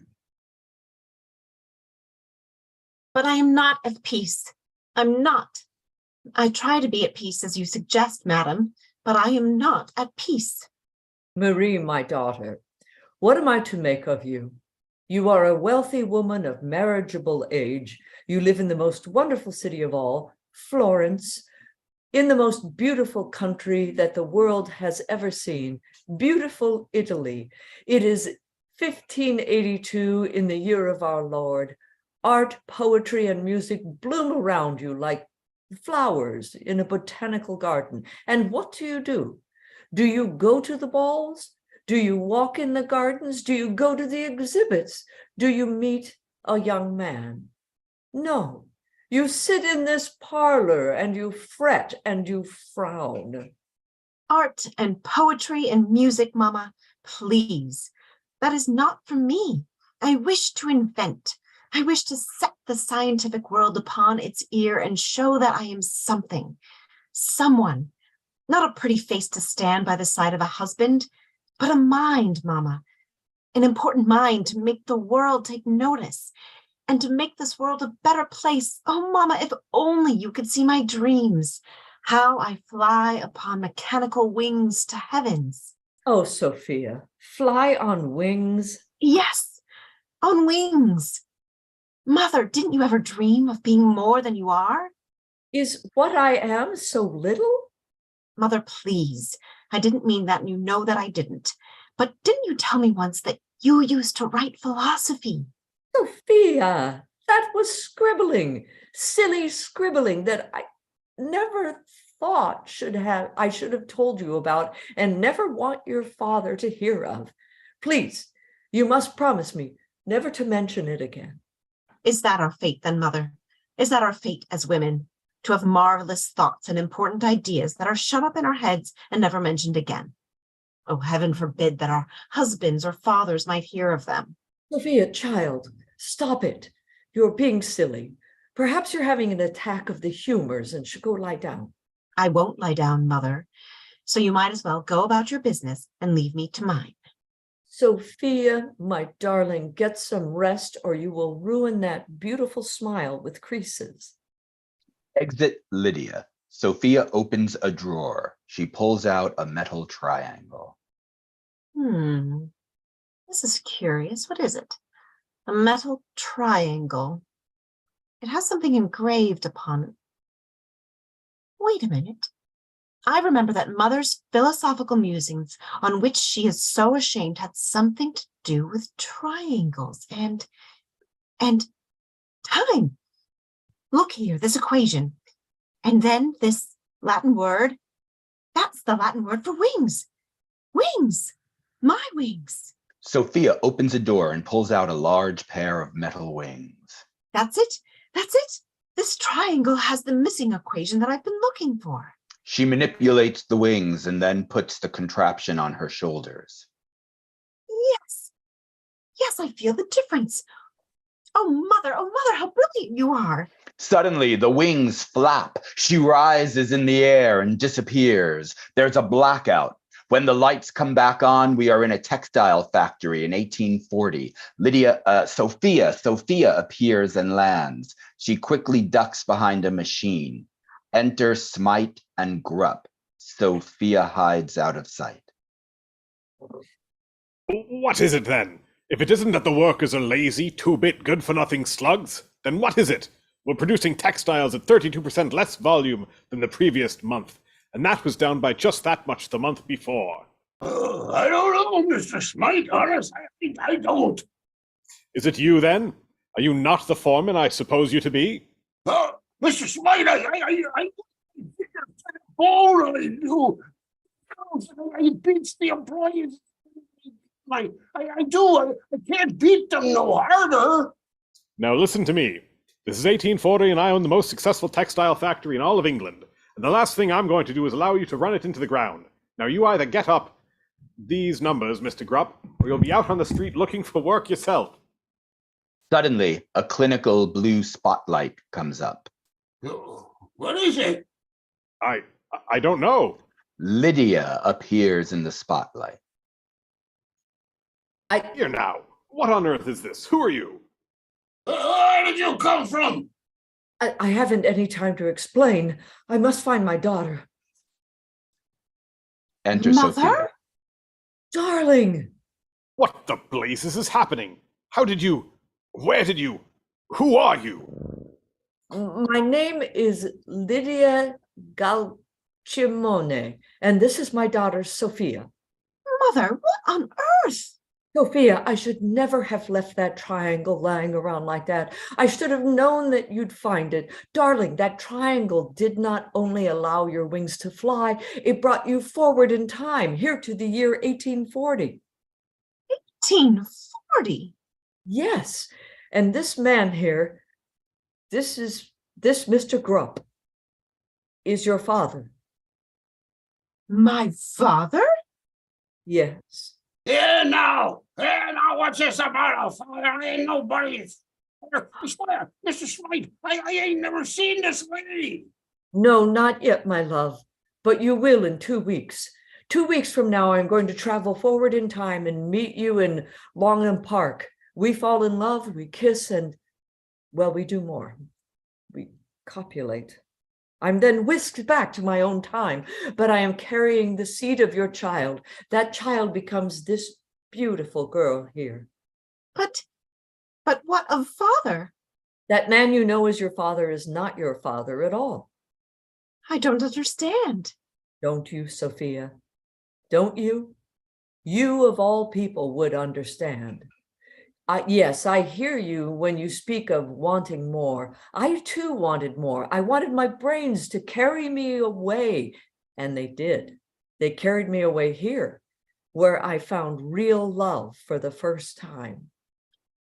Then we can stay here, Mother.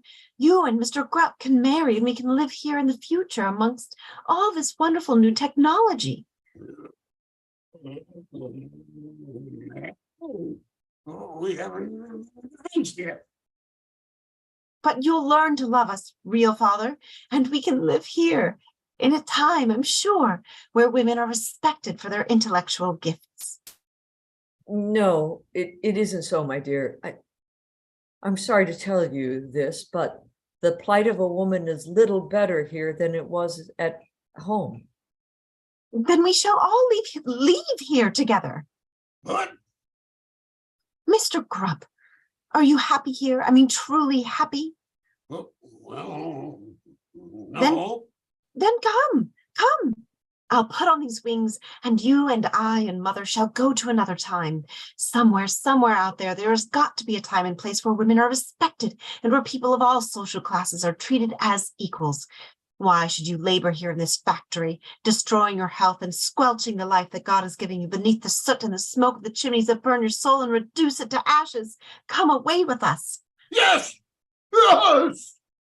She puts on the wings. They all hold hands and disappear. Blackout. The lights come on and they're in the Neolithic era. Neolithic era. It isn't fair that your triangle is larger than mine when I'm calculating the life of our relationship. What? You heard me. That's right. I have a triangle too. I too was working on the secret of time travel, but you beat me to it. You, a woman, how disgraceful. That's why I wooed you when you found me, so that you'd one day come back to me and I'd be able to kill you and your offspring, steal your triangle, steal your ideas, and bring time travel to the world from its rightful place, the brain of a man. Suddenly, a spear flies across the stage and pierces Grub through the heart. He dies. Enter a cave woman. Oh, sorry. Exit cave woman. He's dead. Good. Did you love him? What difference does it make? Mother, I want to go home. Yes, at once. They use the wings and return to their mansion in the Renaissance. Are you all right, my darling? No, I'm not. What must we do to set the world all right? You must never give up the effort, my darling. Is there ever a time for us, though? Yes. No. I don't know. There is an agonizingly slow fade to black. End of play.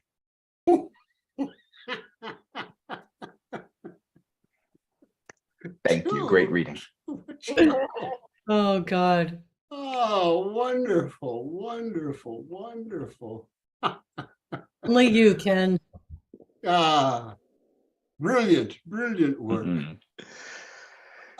We should have mentioned something. I should have mentioned something before we started that last reading, and that is that we do hang around for a little bit after we're done with the readings and the show is about to end. But we'll hang around for a while if you want to talk about what you saw, if you want to offer more of your monologues that you've written, whatever you want to do. We're going to hang around for a little bit. But for right now, I think Laura, I think we're all gonna. We'd just like everyone to turn their camera off for a bit, because we have some folks we would like to thank for the wonderful support that we have received for so many, many months. We here at Freestyle Repertory Theater and Synergy really enjoy these evenings of artistic exercise. They give us the opportunity to reconnect with each other and to reconnect with everyone here in our audience.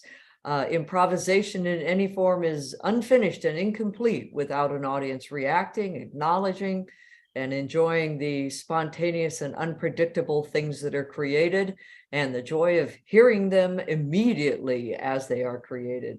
So thank you for participating tonight, for being a part of this show for some of you for the first time, and some of you are cherished regulars.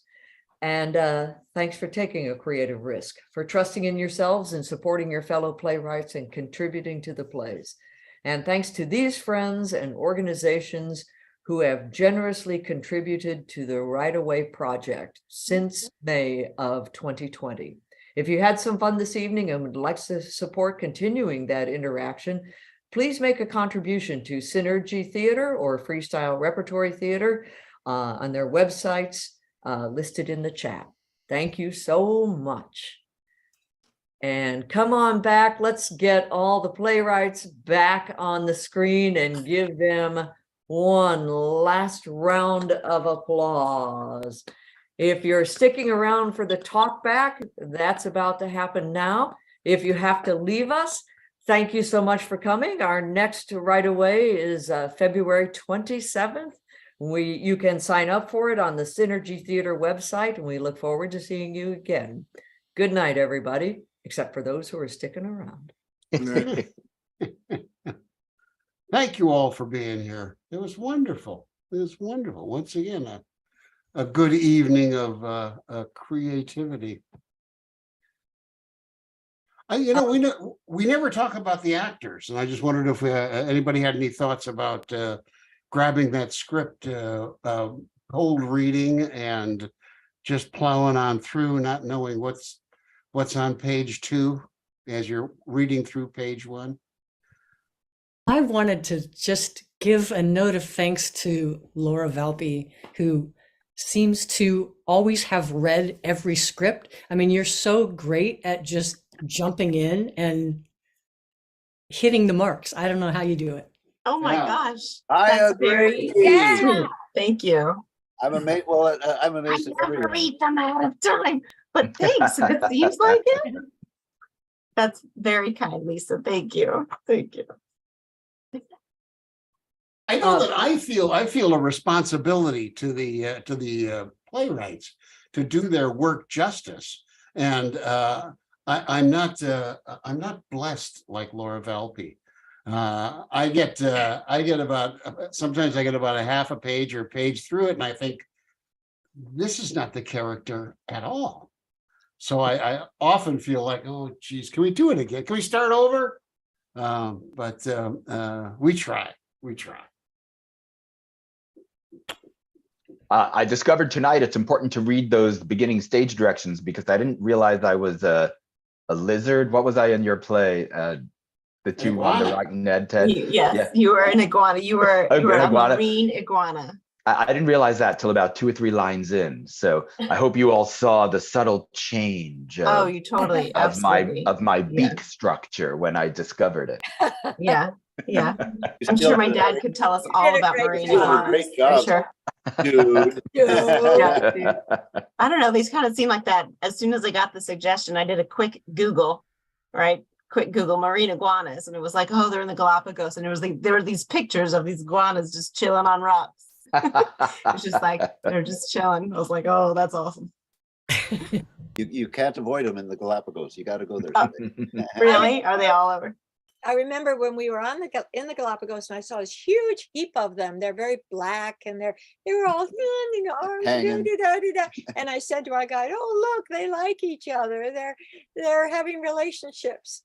And she said, "It's just warm."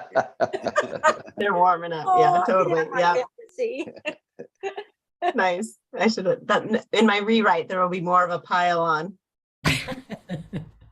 It finally, after almost 2 years of doing this? No, almost 3 years of doing this. That it crossed my mind that we should tell the playwrights what we did while they were gone, while you were writing.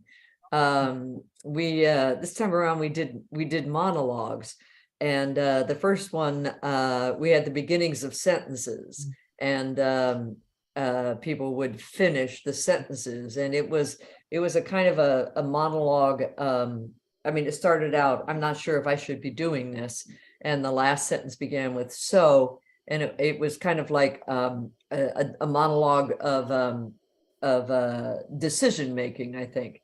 And they did a TED talk, a monologue of persuading. And then they did a monologue where they described the setting to, a character describing where they were to set a mood. And we had quite a wide variety there. So it was an experiment in monologue writing. We had 2 others planned to write, but we just got going so much that, and so many people were reading. And Mike actually offered, and I think it was a good idea, if somebody who in the jam still had one they wanted to read that they didn't get to read, this would be great. Yeah. You can do it, because our playwrights never get to hear anything out of the jam. Anyone have something left over they didn't get to read? I do. You don't have to if you don't want to, but it was all fun. It was great.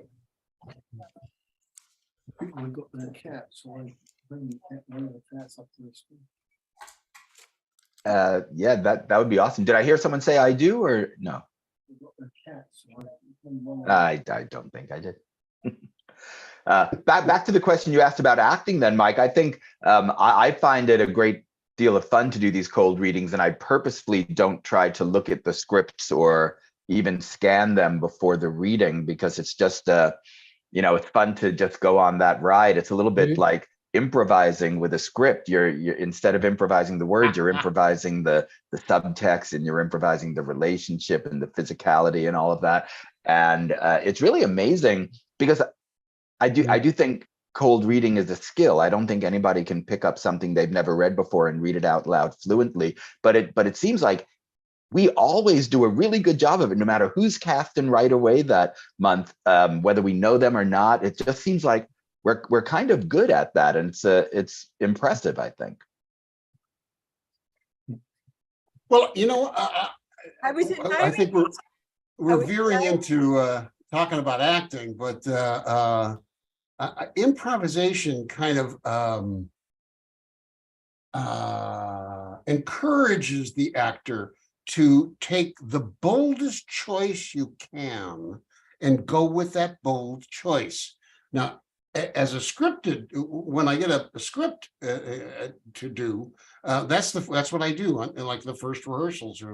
I'll just go big, big, big, because what I'm told is by the directors is they can pull you back. It's harder to kind of push you forward. So I think all of us improvisers, when we get a script, we just go big with it, and you take those you take that risk. Did you know you were an eagle? I thought I was a buzzard or a vulture or something. I was a vulture. Oh, you were a vulture. Yeah. Didn't you see I was doing this? I did, but you weren't the same breed. Did you say that you weren't the same breed? Yeah. All right. Northeast. It's an animal night. We got the cats here, and we've got Clover. Oh, there's Clover. I saw these exquisite felines, and I just wanted to share our canine. That's a beautiful cat. And someone else had a beautiful cat. Was it you, Campbell? Yeah, Campbell. Yeah. Well, I'm an innocent bystander. Oh, hi, Clovey. That's a Oh, good hi, dog. Clovey. Oh no, that's a dog. A+ dog. Look, Clover, it's Laura. Hi, Clovey. Hi, Clovey. The kids say hi.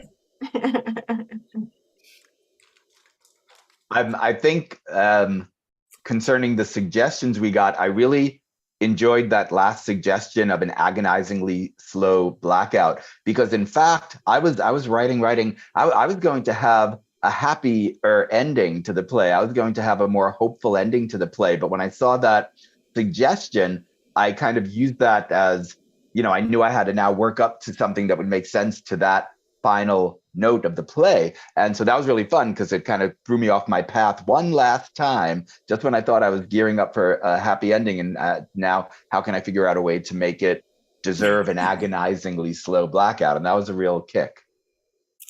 Yeah, I agree. That really worked for me too, to kind of facilitate an ending.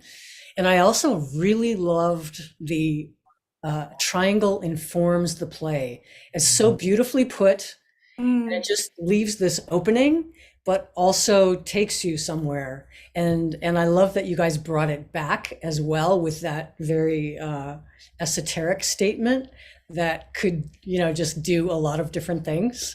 It was so much fun because of those suggestions. It was fun getting those. Mike thought of asking for a geometric form that informs the play. And then, I like to bring it back. And I just said a sentence that contains the word triangle. And that's one of them that we got. Yeah. I was trying to rifle through here and see who gave us agonizing slow. EJ. I think it was me. Was it EJ? Yeah. I love that one with the shouting at the particles, the devil particles. Who wrote that? That was Matt, right? Walt. Thank you. I love that whole concept and everything that was going on in that. It was very funny. I was cracking up all the way through these different things when she said, "Oh, well, then you have to go get your brain examined for that." But with all this crazy stuff that was going on with the other parts. I love the use of the triangle thing, like the yield sign and but and like I said before, Malt invoking the Trinity and the devils with tridents and the you know, the love triangles, and I thought it was really fun to see the different ways that different people played it out there. So it's probably a good thing that my chat thing was not working, because if you had taken my choice of dodecahedron, it would have been totally different. We'd still be reading. That's one thing I have to say to you. And we would have to explore a more pantheon religion to cover all of the.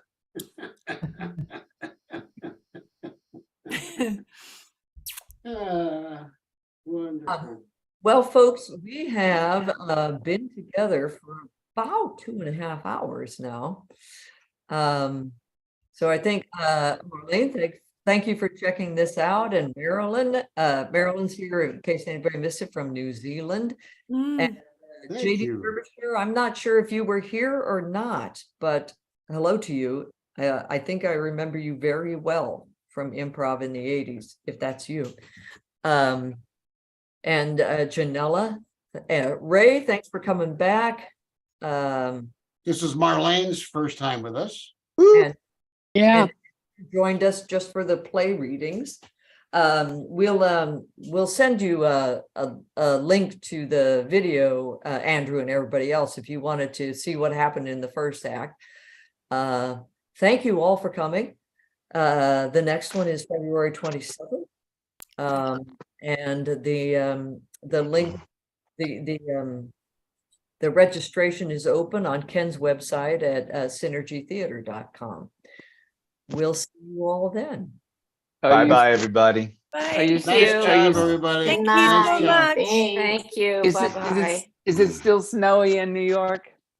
No, there's no snow. In downstate, there's no snow. No. Downstate, there's no snow at all. Nope. I No. miss Bye, those. all. I miss those Right. snows. Bye, parents. Love you. Laura- Thanks for Laura- being here. Laura, are you upstate or Very- downstate? Huh? We're downstate. I'm downstate right now. Yeah. We'll go I back didn't- up I for didn't the rec- long weekend.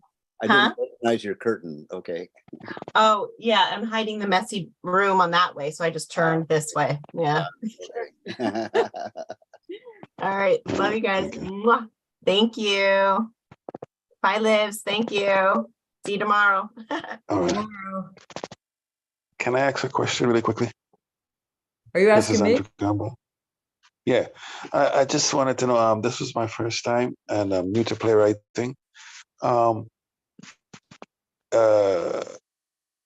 Since I'm new, I would need like advice and idea. Well, I have pretty good ideas and I write decently, but I was wondering like, what would be my first step? For writing a play? No, I understand like the format of writing a play and that structure and thing, but what I'm looking for is a group where I could exchange my ideas and get help on, making the play as best as it could be. I think you need something like this group is just kind of like a jam, we most of the people that you saw on camera when those 4 people were writing were just doing little monologues with prompts from Mike and me. But if you're looking for like writing a play and getting feedback on it, I would say look for are you in a I don't know what kind of I don't know where you live, but if you live in a metropolitan area, maybe look for a playwriting class, or if you don't, look for I know a lot of classes got started on Zoom and during the pandemic and have still continued doing that. And that's what I'd look forward to, so you can get some actual feedback on what you're writing. Okay. Do you know of any groups? Can you suggest anybody? The Barrow Off the group top of in your New York City may have some online classes still. BARROW. BARROW. Okay, the Barrow group. Okay. Like a Yeah, like a wheelbarrow. Okay. Yeah, but it was good. It was good to attend this though, and I would like to attend again. Okay, great. Right, right.